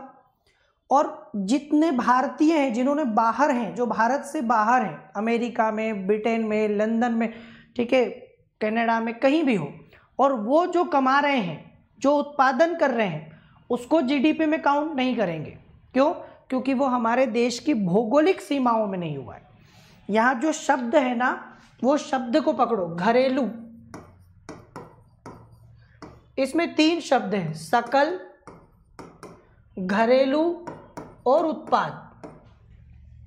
सकल का मतलब सब कुछ, सब कुछ, इसमें सब जोड़ लिया जाएगा जितना भी है। सकल होगा, कोई डेप्रिसिएशन, मूल्य ह्रास कुछ नहीं होगा इसमें। ये घरेलू होगा, मतलब घर के अंदर। घरेलू किसको बोलते हैं आप? जो घर का मामला है, घर के अंदर की बात है। तो ये हमारे घरेलू मतलब हमारे देश के अंदर की बात है, जितना भी जो भी करेगा तो ये घरेलू माना जाएगा। और उत्पादन का मतलब ये है कि चाहे वो वस्तुएं हों चाहे सेवा हों, उन सब का अंतिम उत्पादन देखा जाएगा। वस्तुओं का भी, सेवाओं की। उत्पाद 2 प्रकार का होता है, वस्तु का उत्पादन होगा या सेवा का होगा। या तो कोई व्यक्ति कोई वस्तु पैदा करेगा, उत्पादित करेगा, या कोई सेवा देगा आपको, दोनों को काउंट कर लेंगे अंतिम रूप से। इस प्रकार से जीडीपी की परिभाषा में क्या मैंने आपको बताया, देश के भीतर, अब चाहे देशी करे विदेशी करे, ये सब सकल घरेलू उत्पाद में आ जाएगा। किसी विशेष वर्ष में, सामान्यतया ये हमारा एक वित्तीय वर्ष होता है, उत्पादित सभी अंतिम वस्तुओं और सेवाओं का मूल्य जो है, कुल योग है इसका, टोटल, ये कहलाता है जीडीपी। अब ये तो क्या है कि देश के अंदर है। अब आप सोचिए, इसमें बहुत सारी चीज़ें आएंगी। जैसे अभी मैंने आपसे कहा कि कोई विदेशी जो भारत में कुछ कर रहा है, या कोई कंपनी जो विदेश में भारत में कमा रही है, तो वो काउंट हो जाएगा। जबकि हम जानते हैं कि वो पैसा वापस जाएगा, अपने देश लेके जाएगा, बाहर जाएगा, वो पैसा हमारे पास नहीं रहेगा। और दूसरा, जिन लोगों ने भारत से बाहर रह के कमाया है, हमारे लोगों ने, भारतीयों ने, तो वो पैसा हमारे यहाँ आएगा, वो हमारे यहाँ भेजेंगे या खुद आएंगे लेकर, जो भी होगा। तो हम क्या करेंगे, हम विदेशियों के द्वारा अर्जित आय को इसमें से माइनस कर देते हैं, और भारतीयों द्वारा जो अर्जित आय है जो हमारे यहाँ आने वाली, उसको हम ऐड कर देते हैं। तो इसमें हमारा क्या हो गया, इसमें हमारा हो गया घरेलू की जगह राष्ट्रीय उत्पाद। इसको बोलते हैं राष्ट्रीय उत्पाद। जो ये घरेलू उत्पाद है ना, सकल घरेलू उत्पाद, इसको आप जीडीपी बोल रहे हो, तो ये क्या बन जाएगा, ये बन जाएगा जीएनपी, सकल राष्ट्रीय उत्पाद, ग्रॉस नेशनल प्रोडक्ट बन जाएगा ये। क्योंकि ये पहले घरेलू था, सीमाओं से जुड़ा हुआ था, अब ये हमारे देश के लोगों से जुड़ गया है। अब हमारे देश के लोग चाहे देश में रह के कमा रहे हैं या बाहर कमा रहे हैं, उसको हम जोड़ लेंगे, और विदेशी जो हमारे देश में कमा रहे हैं उसको हम माइनस कर देंगे। तो इस प्रकार से ये जीडीपी, जीएनपी बन जाता है। घरेलू शब्द की जगह पर राष्ट्रीय शब्द आ जाएगा, नेशनल आ जाएगा, और उत्पाद तो वही होगा, वस्तु और सेवाओं का। पर अभी भी ये सकल है, इसमें हमने अभी भी डेप्रिसिएशन वगैरह लागू नहीं किया है। इसको ऐसे समझो कि आप कोई मशीन लाते हो कारखाने में अपने काम करने के लिए, और वो मशीन आती है 1 लाख रुपए की, उस मशीन से आप उत्पादन करते हैं ना, जो भी करते होंगे आप, 10,000, 1 लाख, 20 लाख, जो भी है, तो 1 लाख रुपए की मशीन आप लाए, उससे आपने उत्पादन किया और वो मशीन का पूरा जीवन है 10 साल का, मतलब वो मशीन 10 साल तक चलेगी और 10 साल बाद आपको फिर एक नई मशीन लानी है। तो 1 लाख की मशीन आपकी 10 साल चल रही है, 10 साल बाद आपकी वो 1 लाख की मशीन बेकार हो जाएगी, मतलब हर साल 10-10 हज़ार रुपये आपके मशीन के कम हो रहे हैं। इसको डेप्रिसिएशन कहते हैं। मतलब आप जो कमा रहे हैं, जैसे मान लीजिए कि आपने उस मशीन का उपयोग करके 1 लाख रुपया कमाया, तो उसमें से 10,000 रुपये मशीन का डेप्रिसिएशन होगा। क्यों? क्योंकि आपको 10 साल के बाद नई मशीन लानी है, तो 1 लाख रुपये अपनी कमाई में से ही जाएगा आपका नई मशीन के लिए। तो 10-10 हज़ार रुपया डेप्रिसिएशन होगा और 10 साल के बाद आपकी वो मशीन जो है वो नई लानी होगी, तो आपकी कमाई का 1 लाख रुपया मशीन में जाएगा। तो 10-10 हज़ार रुपये हम शुरू से माइनस करते जा रहे हैं, तो डेप्रिसिएशन माइनस कर दें तो आपकी आय 90,000 होगी, क्योंकि 10,000 तो आपका मशीन में ही जाएगा। तो इस प्रकार से आपको डेप्रिसिएशन लागू किया जाता है और जब मूल्य ह्रास कर दिया जाता है तो सकल से हो जाता है शुद्ध हो जाएगा, और राष्ट्रीय तो मैं पहले ही बता चुका हूं कैसे होगा, और उत्पाद वही के वही। इसको बोलते हैं नेट नेशनल प्रोडक्ट, एनएनपी। ये एनएनपी कहलाता है, शुद्ध राष्ट्रीय उत्पाद, नेट नेशनल प्रोडक्ट। बस यही मुझे थोड़ा सा बुरा लग रहा है कि इस समय ये लाइव क्लास नहीं है, क्योंकि ये लाइव सेशन होता तो मैं आप लोगों के डाउट्स देख सकता और आप लोगों को बता पाता कि क्या इसमें सही होगा, क्या गलत है, क्या समझ में, और आपको समझ में आ रहा है कि नहीं। सबसे ज़्यादा तो आपने देखा होगा कि जब हमारा लाइव सेशन होता है तो मैं आप लोगों से पूछता रहता हूं कि समझ में आ रहा है कि नहीं आ रहा है, और कमेंट बॉक्स के थ्रू मुझे ये भी पता चल जाता है कि आपको क्लियर हुआ है कि नहीं हुआ। अनफॉर्चुनेटली किसी कारणवश हमारे लाइव सेशन नहीं हो पा रहे हैं, तो भी मेरी पूरी कोशिश है कि आपको ये समझ में आ जाए, पूरा फंडा, पूरा कॉन्सेप्ट। तो जीडीपी समझ में आ गया। जीडीपी की बार बार डेफिनेशन बता रहा हूँ और समझना है, बस रटना नहीं। सारा जो भी अंतिम वस्तु और सेवाओं का जो उत्पादन आपने किया है ना, उसका मूल्य जो होगा, टोटल कुल मूल्य का योग सारा, और वो आपके देश की भौगोलिक सीमाओं के अंदर होगा। ठीक है, पाकिस्तान का, बांग्लादेश का, नेपाल, भूटान का नहीं जोड़ा जाएगा, हमारे देश में पैदा होगा और वो 1 वर्ष में होगा, तो उसको हम लोग क्या कहेंगे? उसको हम लोग जीडीपी कहेंगे, सकल घरेलू उत्पाद कहेंगे। यही तो आप शब्द बार बार सुनते होंगे ना, इस साल जीडीपी इतना ग्रोथ कर रही है, इस साल जीडीपी ग्रोथ इतना रहने की संभावना है। अभी बहुत हल्ला मचा था जब कोविड के वजह से भारत की जीडीपी की नेगेटिव ग्रोथ हो गई थी, ठीक है, नकारात्मक दिखाई दी हमें। तो ये क्यों हुआ था? क्योंकि हमारे देश में उत्पादन ही नहीं हो रहा था। भाई जब लॉकडाउन था, पूरा देश बंद था, तो उत्पादन नहीं हो रहा था, तो उत्पादन नहीं होगा तो फिर जीडीपी में हम लोग काउंट क्या करेंगे? वो तो सीधी सी बात है कि नकारात्मक होगा, और ग्रोथ तो नकारात्मक होगी ना। जैसे मान लीजिए ग्रोथ कैसे, आपने 100 रुपये का उत्पादन किया था पिछले साल, और इस साल आपने मान लीजिए कि 70 रुपये का उत्पादन किया, तो आपका 30% नेगेटिव हो गया, 30% ये नीचे चला गया। अब ये क्यों हुआ ये आप सब जानते हैं ना, इसी चीज़ को लेकर ये हम सब बात कर रहे थे। भारत में सकल घरेलू उत्पादन, यही जो हमारा जीडीपी है, ये सकल घरेलू उत्पादन मापन जैसा कठिन कार्य कौन करता है? केंद्र सरकार के द्वारा किया जाता है। यह मंत्रालय राज्यों और केंद्र शासित क्षेत्रों के विभिन्न सरकारी विभागों की सहायता से वस्तुओं और सेवाओं की कुल संख्या और उनके मूल्य से संबंधित सूचना एकत्रित करता है और फिर जीडीपी का अनुमान लगाया जाता है। कुल मिला के भारत में जीडीपी के अनुमान के लिए, अब वो तो आपको मैं बाद में डिटेल में समझाऊंगा ही सही कि गणना कैसे की जाती है, राष्ट्रीय आय की गणना कैसे की जाती है, अलग अलग विधियां होती है, वो सब चीज़ें हम लोग बाद में डिस्कस करेंगे। सामान्यतया अधिकांश विकसित देशों के इतिहास में यह देखा गया है कि विकास की प्रारंभिक अवस्थाओं में प्राथमिक क्षेत्र ही आर्थिक सक्रियता का सबसे महत्वपूर्ण क्षेत्र रहा है।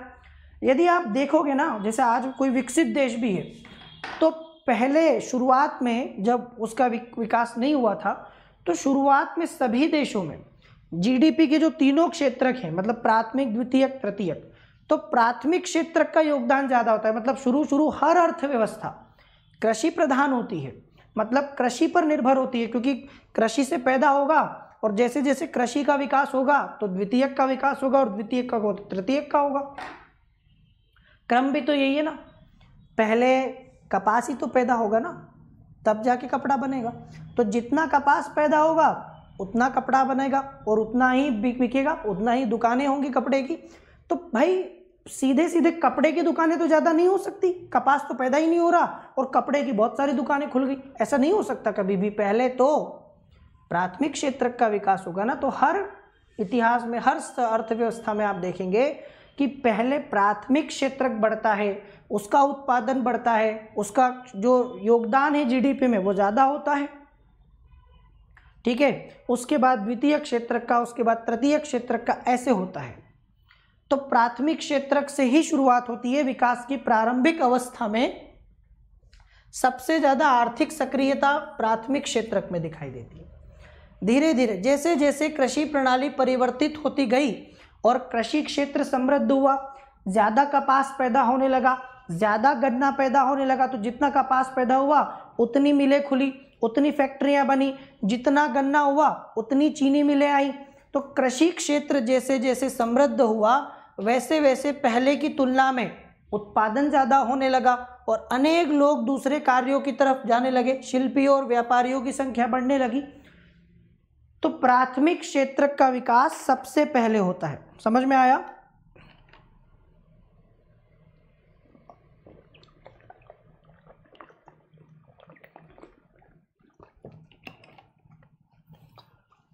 प्राथमिक क्षेत्र का विकास सबसे पहले होता है और प्राथमिक क्षेत्र के बाद फिर द्वितीय क्षेत्र का, क्योंकि फिर व्यापारियों की और सबकी वृद्धि होने लगती है।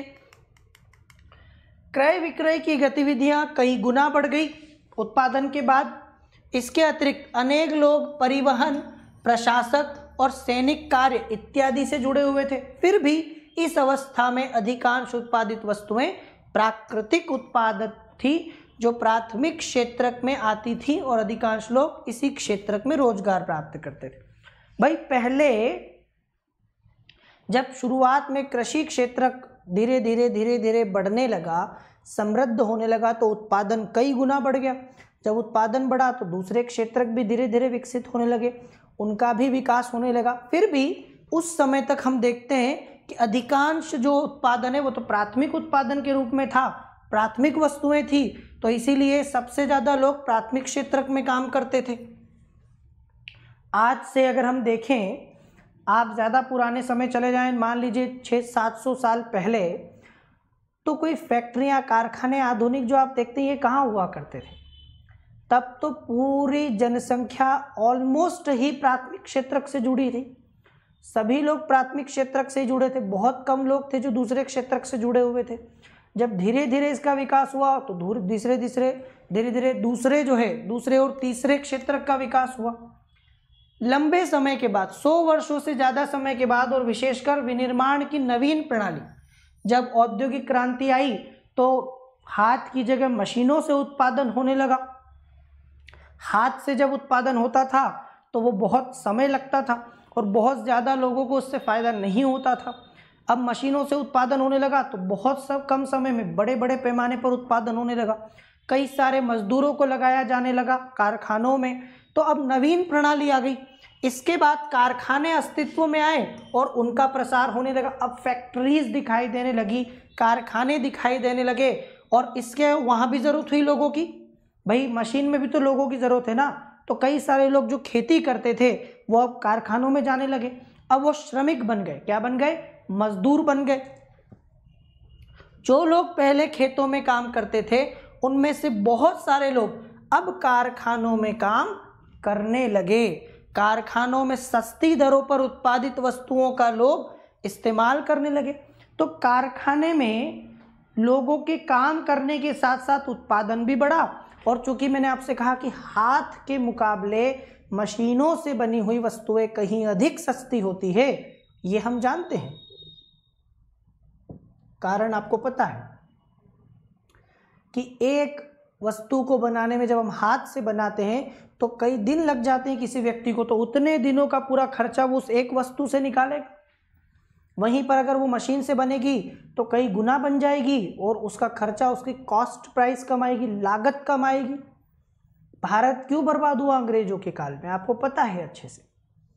मुक्त व्यापार की नीति क्या थी, पढ़ाया है मैंने आपको। तो आप जानते हैं कि मैं आपको इतिहास भी पढ़ाता हूँ, पॉलिटी भी पढ़ाता हूँ, तो डिटेल में मैंने आपको समझाया है कि जब अंग्रेज भारत आए तो जब वहाँ औद्योगिक क्रांति हो गई और मशीनों से वस्तुएं पैदा होने लगी, तो उन्होंने उन वस्तुओं का चूंकि बहुत बड़े पैमाने पर उत्पादन हुआ तो बेचे कहाँ, बाजार तो चाहिए।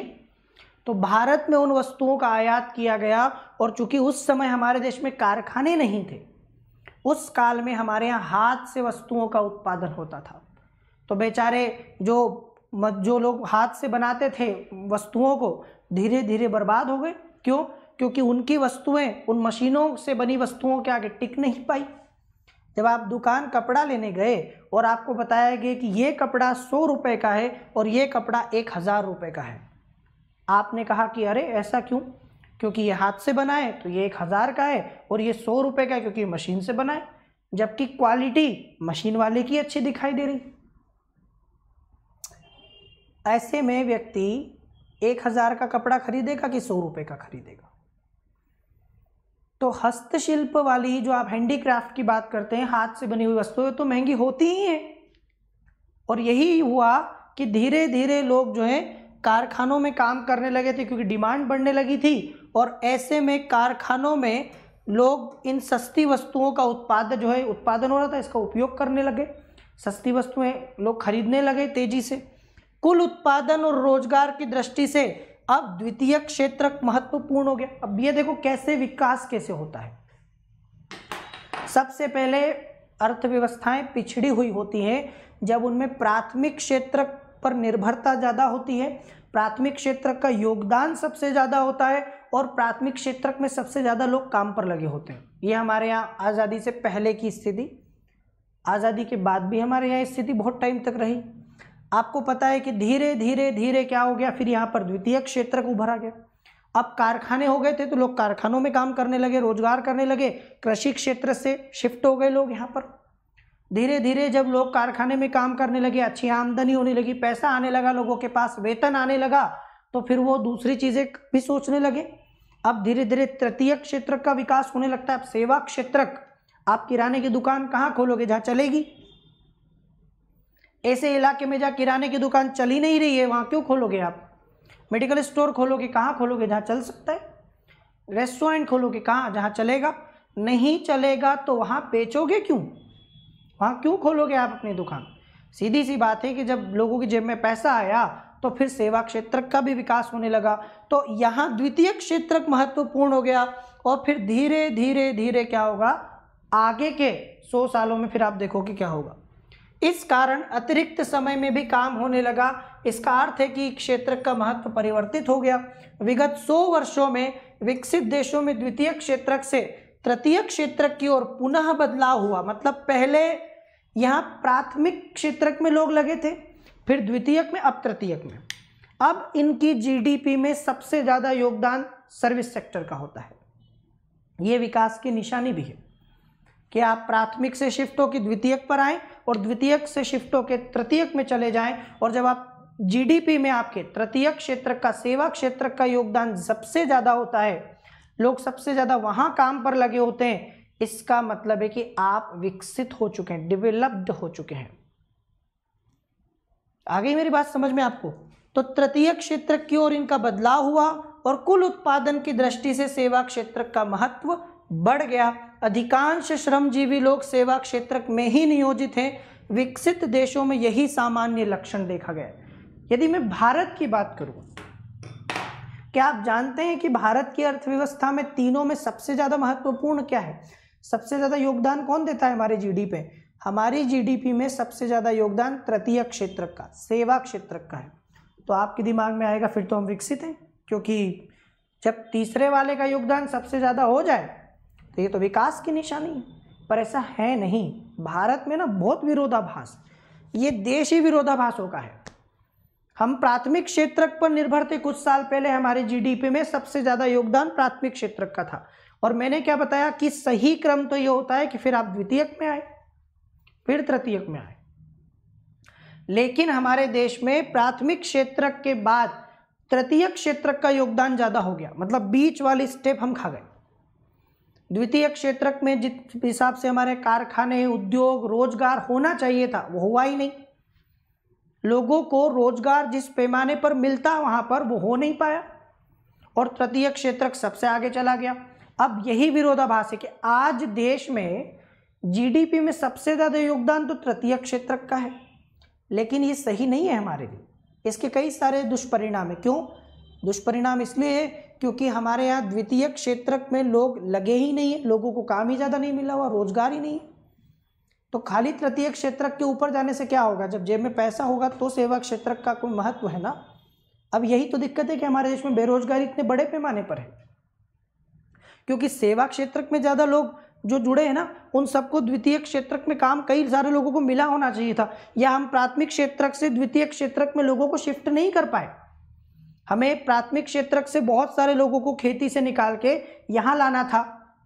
जैसे मैंने आपसे कहा कि प्राथमिक क्षेत्रक में सबसे ज़्यादा लोग काम कर रहे होते हैं पहले, फिर द्वितीयक में आते, फिर तृतीयक में आते।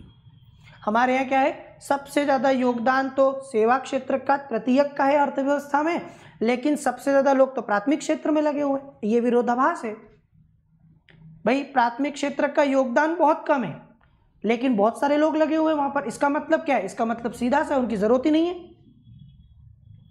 आपके प्राथमिक क्षेत्रक में आज देश की आधी जनसंख्या लगी हुई है, तो आधी जनसंख्या से जितना आना चाहिए उतना तो आ नहीं रहा, और जहाँ से आ रहा है वहाँ इतने लोग लगे नहीं हैं।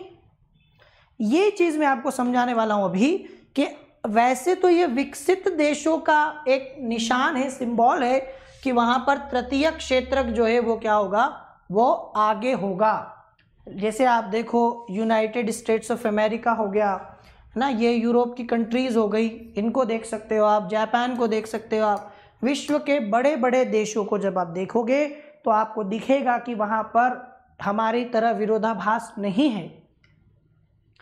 हमने थोड़ा सा यहाँ पर विरोधाभास पैदा कर, देखो प्राथमिक, द्वितीयक और तृतीयक भारत में क्या स्थिति है। यहाँ पर आपको मैं दो डायग्राम दिखा रहा हूँ, बड़े ध्यान से अगर आप इनको देखो, ध्यान से आप इनको देखो, ठीक है। 1970-71 यहाँ देखो, 1970-71 में आपको दिखाई देगा, ये जो सबसे ऊपर वाला है ना, ये तृतीयक क्षेत्रक है, इसके नीचे पीला पीला ये द्वितीयक और हरा वाला प्राथमिक है। तो हमारे यहाँ तीनों क्षेत्रक आपको लगभग बराबर दिख रहे होंगे, लेकिन प्राथमिक सबसे ज़्यादा है। हमारी जीडीपी में सबसे ज़्यादा योगदान किसका था? प्राथमिक क्षेत्रक का था 1970-71 के। और यहाँ पर आप देखो सबसे कम दिखाई दे रहा होगा आपको द्वितीयक का। अब यहाँ देखो आप, ये 2010-11 के आसपास क्या चेंज हुआ? अब हमारा तृतीयक क्षेत्रक देखो कितना विशाल हो गया,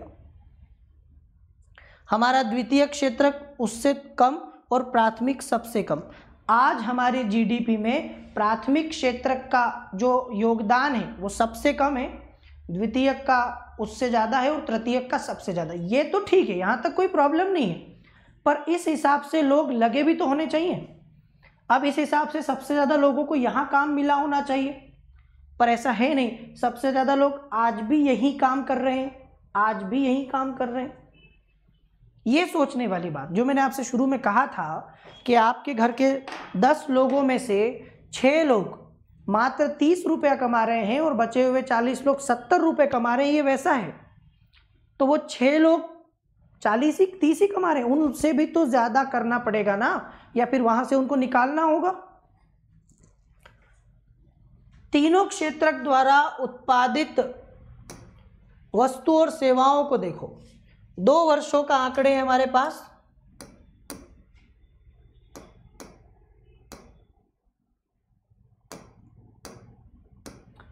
उन्नीस 1970-71 और 2010-11।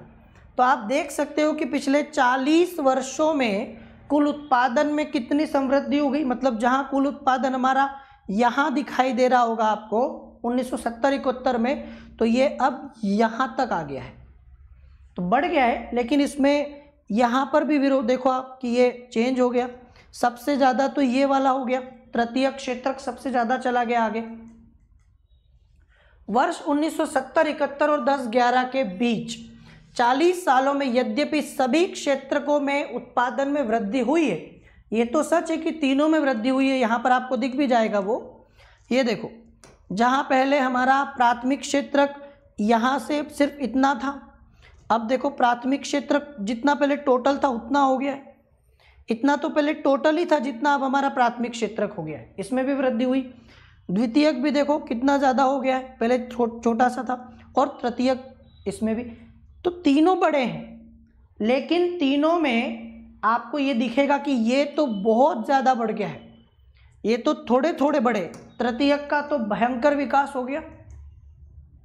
सबसे अधिक वृद्धि हमारे तृतीयक क्षेत्रक में हुई है, इसके उत्पादन में हुई है, इसीलिए 10-11 में प्राथमिक क्षेत्रक की जगह तृतीयक क्षेत्रक सबसे बड़े उत्पादक के रूप में हमारे यहाँ उभर के आया।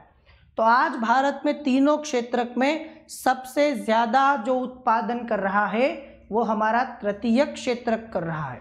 तो हमारे यहाँ तृतीयक क्षेत्रक का जो महत्व है उत्पादन में वो बढ़ गया है बहुत ज़्यादा। भारत में तृतीयक क्षेत्रक का उत्पादन या महत्व इतना क्यों हो गया, इतना महत्वपूर्ण कैसे हो गया, ये भारत में क्यों हो गया, अगला क्वेश्चन मेरा ये है। इसके कई कारण हो सकते हैं। जैसे पहला, किसी भी देश में अनेक सेवा जैसे अस्पताल, शैक्षिक संस्था, डाक और तार सेवा, थाना, कचहरी, ग्रामीण प्रशासनिक कार्यालय, नगर निगम, रक्षा, परिवहन, बैंक, बीमा कंपनी इत्यादि की आवश्यकता होती है। तो भारत में ना इनका तेजी से विकास हुआ।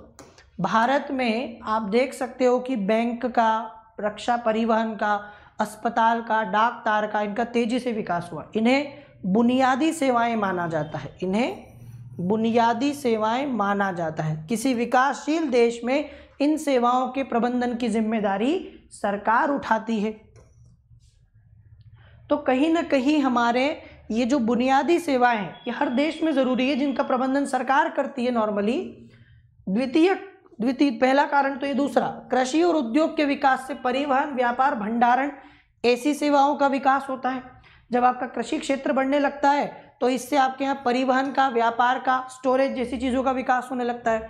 प्राथमिक और द्वितीय क्षेत्र का विकास जितना अधिक होगा इनकी मांग भी उतनी ज़्यादा होगी। जितना ज़्यादा उत्पादन होगा उतना परिवहन की डिमांड बढ़ेगी, व्यापार की डिमांड बढ़ेगी, भंडारण के लिए हमें जो है ज़्यादा से ज़्यादा स्टोरेज चाहिए होंगे।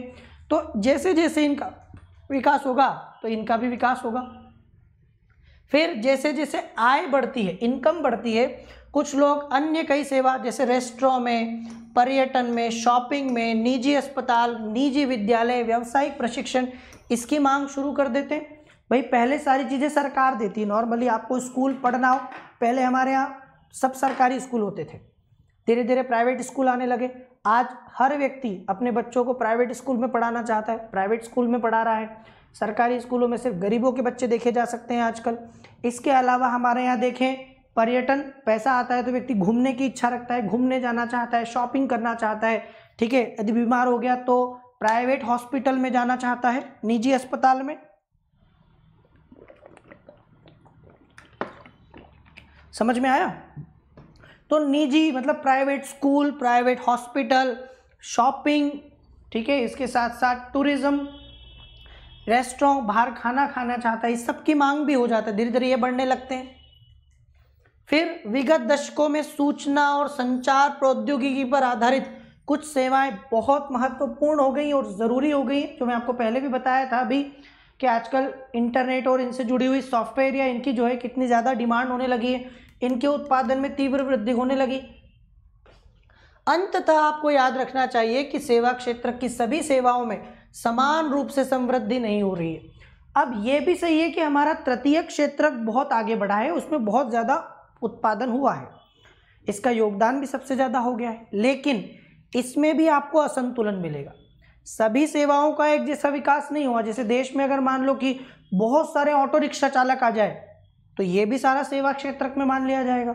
जैसे मान लीजिए देश में किसी को कोई काम नहीं मिल रहा है, कोई काम नहीं मिल रहा है, उसके पास कोई काम नहीं है, भूमि भी नहीं है खेती करने के लिए, कोई काम भी नहीं मिल रहा है, तो उसने ट्रक चलाना शुरू कर दिया, तो वो व्यक्ति सेवा क्षेत्र में काउंट हो जाएगा। बात समझ में आ रही है आपको? तो विकास पूरी तरीके से सारी सेवाओं का नहीं हुआ है। भारत में सेवा क्षेत्र कई तरह के लोगों को नियोजित करता है। एक और उन सेवाओं की संख्या सीमित है जिनमें अत्यंत कुशल और शिक्षित श्रमिकों को रोजगार मिलता है। तो एक तो बहुत सारे स्किलफुल पढ़े लिखे लोगों को काम मिल रहा है, और दूसरी तरफ बहुत संख्या में छोटे छोटे दुकान वाले, मरम्मत कार्य वाले, परिवहन वाले, ऐसी सेवाओं में लोग लगे हुए हैं। तो ज़्यादातर जो सेवा क्षेत्र में भी हैं वो ये दूसरे वाले लोग हैं, जो रेहड़ी की दुकान लगाते हैं, ठेला चलाते हैं, ऑटो रिक्शा चलाते हैं, बस चलाते हैं, ट्रक चलाते हैं, कोई अपनी छोटी मोटी दुकान खोल के बैठे हैं, ठीक है, फोटोकॉपी की दुकान खोल लिए या किसी प्रकार की दूसरी दुकान खोल ली, किराना की दुकान, कपड़े की दुकान। तो ये ज़्यादातर है। वो लोग जो पढ़े लिखे, शिक्षित और कुशल लोग होते हैं, इनको जिनको रोजगार दिया जाता है, ऐसी सेवाओं की संख्या तो कम है। तो हमारे देश में क्यों सेवा क्षेत्र आगे चला गया, आपको समझ में आ गया होगा, क्योंकि हमारे यहाँ पर बहुत सारे धीरे धीरे सेवा क्षेत्र से जुड़ी हुई चीज़ों की मांग धीरे धीरे बढ़ने लगी थी। जैसे मैंने अभी आपको एग्जाम्पल बताया कि जब पैसा आने लगता है तो प्राइवेट स्कूल में बच्चे को पढ़ाना चाहता है इंसान, प्राइवेट हॉस्पिटल चाहिए, मूवी देखना है तो थिएटर चाहिए, रेस्टोरेंट चाहिए बाहर खाने के लिए। तो धीरे धीरे इनकी डिमांड बढ़ने लगी और धीरे से प्राथमिक सेक्टर से सीधा तृतीय क्षेत्र में उछल में के आ गए। इस बीच जो द्वितीय क्षेत्र का होना था कि हमारे यहाँ कृषि के विकास के साथ साथ विनिर्माण का भी विकास होना था, मैन्युफैक्चरिंग सेक्टर का ग्रोथ होना चाहिए था, कारखाने बढ़ने चाहिए थे, उनमें लगे हुए श्रमिकों की संख्या बढ़नी चाहिए थी, लोगों को वहाँ काम मिलना चाहिए था, वो नहीं हुआ और इसकी जगह ये हो गया। तो भारत में सीधा तृतीय क्षेत्र आगे बढ़ गया। पर इसमें भी मैंने आपको बताया कि सेवा क्षेत्र में ज़्यादातर छोटे अकुशल श्रमिक ज़्यादा दिखाई देंगे। इसकी सबसे बुरी बात क्या है, ये लोग बड़ी मुश्किल से जीविका निर्वाह कर पाते हैं। अब आप समझ ही सकते हैं कि एक ऑटो रिक्शा चलाने वाला, ठीक है, एक ठेला गाड़ी चलाने वाला, कहीं मजदूरी करने वाला व्यक्ति किस प्रकार से, है ना, अपना घर चलाता होगा। हम जानते हैं किरानों की दुकान पर, कपड़ों की दुकान पर जो लोग काम करते हैं वो जानते हैं कि उन्हें कितनी पगार मिलती है। बड़ी मुश्किल से जीवन निर्वाह हो पाता है और वो इन सेवाओं में इसलिए लगे हुए हैं क्योंकि उनके पास कोई अन्य वैकल्पिक अवसर नहीं है। भाई मजबूरी में उसने ना वो फोटोकॉपी की दुकान खोली थी, वो जेरोक्स के लिए जो उसने दुकान खोली थी मजबूरी में खोली, उसके पास कोई ऑप्शन नहीं था। अच्छा वैकल्पिक अवसर होता तो वो काम करता, कहीं कारखाने में अगर उसको बढ़िया काम मिलता तो वहां जाके काम करता, बजाय इस काम के ठेला क्यों चलाता वो।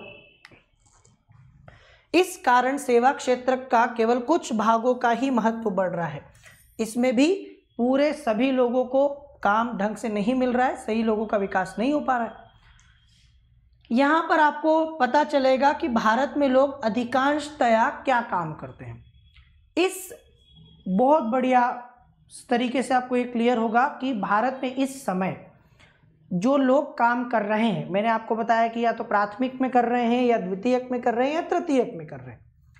तो ये कितने लोग कहाँ काम कर रहे हैं, जैसे मैंने आपसे कहा था कि जब शुरुआत होती है प्रारंभ में प्राथमिक क्षेत्र का ज़्यादा होता है ना, प्राथमिक क्षेत्र का योगदान ज़्यादा होता है और ज़्यादातर लोग प्राथमिक क्षेत्र में लगे होते हैं। फिर द्वितीय क्षेत्र का विकास होता है, वहाँ ज़्यादा लोग लगे होते हैं। फिर तृतीय क्षेत्र का होता है तो वहाँ ज़्यादा लोग लगे होते हैं। तो इस हिसाब से इस समय भारत में तृतीय क्षेत्र का योगदान सबसे ज़्यादा है कि नहीं, ये जीडीपी में आज। लेकिन इतने लोग तृतीय क्षेत्र में लगे नहीं हैं, काम नहीं कर रहे।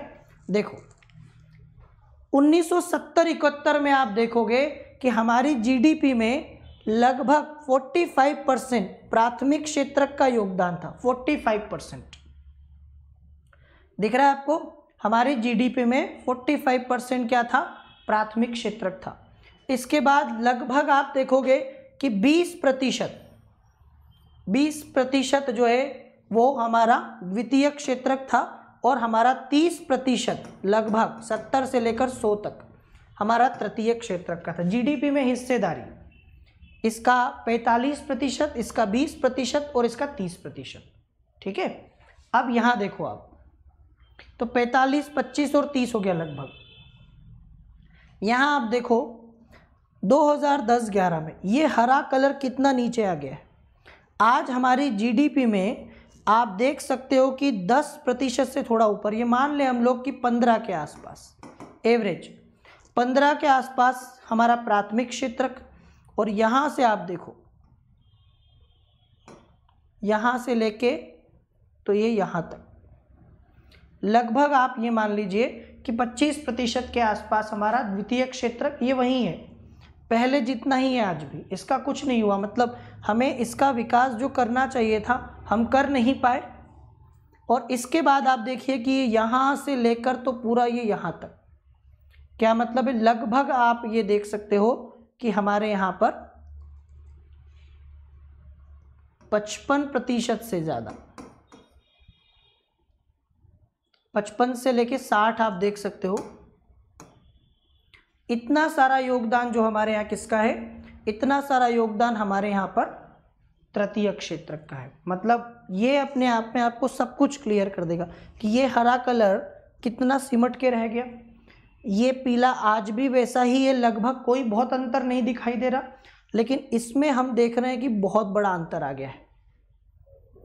ठीक है, तो अब ये देखो, ये लगभग आपका 55-60% के आसपास जा रहा है, 55 से 60% तृतीय क्षेत्र से आ रहा है।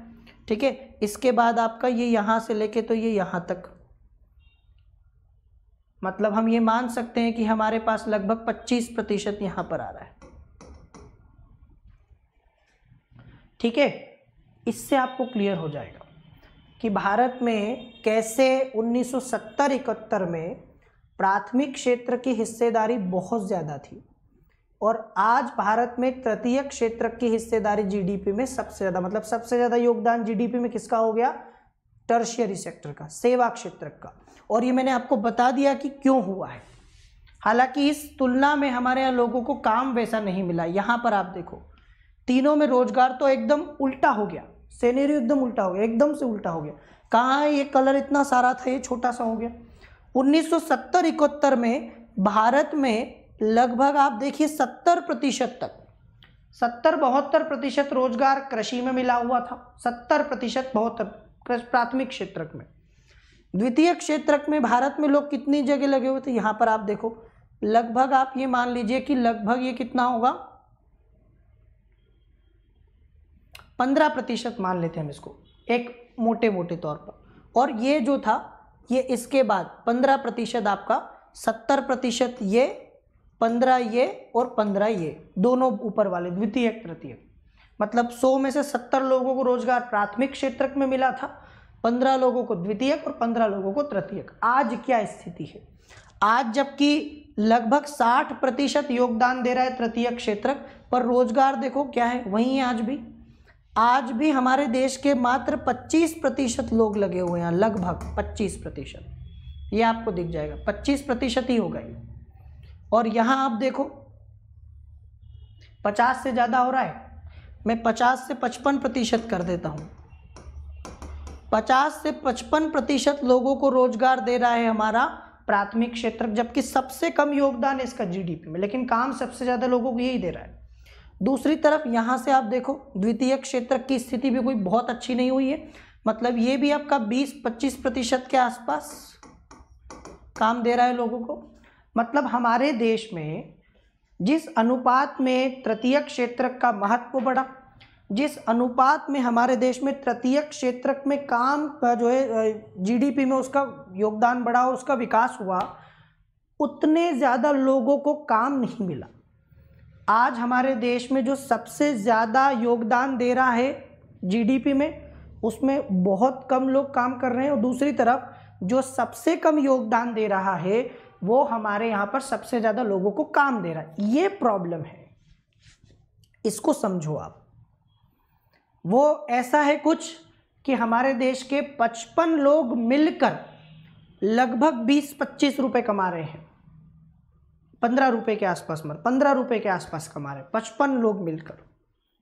और बचे हुए जो 45 लोग हैं वो हमारे 85 रुपये कमा रहे हैं। उसमें भी तृतीयक वाला मामला यदि देखें तो तो हमारे देश के लगभग ये मान लीजिए कि मात्र 25 लोग मिलकर और हमारे देश का एक बहुत बड़ा आय का स्रोत बने हुए हैं। 25 लोग मिलकर कितना, लगभग 55-60 रुपया कमा रहे हैं। ये सोचने वाली बात है और ये चिंता की बात है। हमें क्या करना पड़ेगा, हमें इस क्षेत्र से लोगों को निकालना पड़ेगा क्योंकि यहाँ कुछ भी आय नहीं है। सामने दिख रहा है आपको कि प्राथमिक क्षेत्र का योगदान जीडीपी में 15% के आसपास आ गया है। तो लोग जो काम कर रहे हैं ना, उनको निकालना पड़ेगा वहां से। खेती तो कर रहे हैं पर मिल कुछ नहीं रहा है। कहाँ मिलेगा, कैसे मिलेगा जब वहां से कुछ आय नहीं है। तो भाई अगर आपसे कहा जाए कि कहीं 50 लोग काम कर रहे हैं और उन 50 लोगों के द्वारा कोई आय ही नहीं हो रही है अर्जित, तो काम का फायदा क्या है। इसकी जगह उनको कहीं ऐसी जगह काम करवाए जहां से आय हो, इनकम हो उनको। चलिए समझ में आ गया होगा आपको। ये दोनों जो मैंने आपको चार्ट बताए लास्ट में, और इन दोनों को ध्यान से समझना। 2 चार्ट हैं। पहला वाला जिसमें मैंने आपको बताया कि कैसे भारत में जीडीपी में तीनों क्षेत्र का अलग अलग मामला, पहले योगदान प्राथमिक का ज़्यादा था और बाकी दोनों लगभग बराबर थे। आज हमारे देश में प्राथमिक सबसे कम हो गया है और तृतीय क्षेत्र का योगदान सबसे ज़्यादा है। इस बीच द्वितीय क्षेत्र का विकास न होना ही सबसे चिंता की बात है, क्योंकि ये लोग जो आपको दिखाई दे रहे हैं यहाँ काम करते हुए, ये यहाँ काम कर सकते थे पर इसका विकास नहीं हुआ। हमारा मैन्युफैक्चरिंग सेक्टर का ग्रोथ नहीं हुआ उतना। यदि हम उस पैमाने पर उद्योग, कारखाने, विनिर्माण की इकाइयाँ लगा पाते तो शायद हमारे देश का बड़ा भाग आज बेरोजगार नहीं होता और प्रच्छन्न बेरोजगारी का भी शिकार नहीं होता। जो छिपी हुई बेरोजगारी हमारे देश में है, खासकर प्राथमिक क्षेत्र में आप पढ़ते होंगे ना कि हमारे यहाँ पर प्राथमिक क्षेत्र में छिपी हुई बेरोजगारी क्यों है। ये छिपी हुई तो है, ये काम करते हुए दिख रहे हैं ना लोग, लेकिन इतना कमाई कहाँ हो रही है। तो ये छिपी हुई बेरोजगारी है। ये बेरोजगारी है एक तरीके से, पर दिखाई नहीं दे रहे हैं बेरोजगार। छिपी हुई बेरोजगारी वही होती है जिसमें लोग बेरोजगार दिखते तो नहीं है पर होते हैं। ठीक है, तो इसको हम लोग अगले सेशन में आगे कंटिन्यू करेंगे आप सभी लोगों को। ठीक है, अगर ये सेशन अच्छा लगे तो इस सेशन को लाइक कीजिए और जब भी आप अनअकैडमी को ज्वाइन करें तो आपके पास एक बहुत बढ़िया ऑप्शन है, वो है CKLIV referral code. CK live referral code को यूज़ करने से आपको 10% का डिस्काउंट मिलेगा और साथ साथ मेरा पर्सनल गाइडेंस भी आपको अवेलेबल होगा। पर्सनल गाइडेंस आपको मिलेगा और आप लोगों को नोट्स से लेकर हर चीज़ अवेलेबल होगी। और टेलीग्राम चैनल से जुड़ना है तो @Chanchal Kumar Sharma official Telegram channel पर आप जाइए टेलीग्राम पर और सर्च कीजिए @चंचल कुमार शर्मा ऑफिशियल और आपको टेलीग्राम चैनल की लिंक मिल जाएगी। तो हम इसके बाद में कल फिर मिलेंगे अगले सेशन में। अभी रिकॉर्डेड ही चलेंगे सेशन, कुछ दिन लाइव नहीं हो पाएंगे किसी कारण से, तो आप रिकॉर्डेड ही देखते रहिए। कोई भी दिक्कत आए तो मुझे बताइएगा बाद में। चलिए सभी को नमस्कार, जय Hind, thank you, all the best, let's crack it.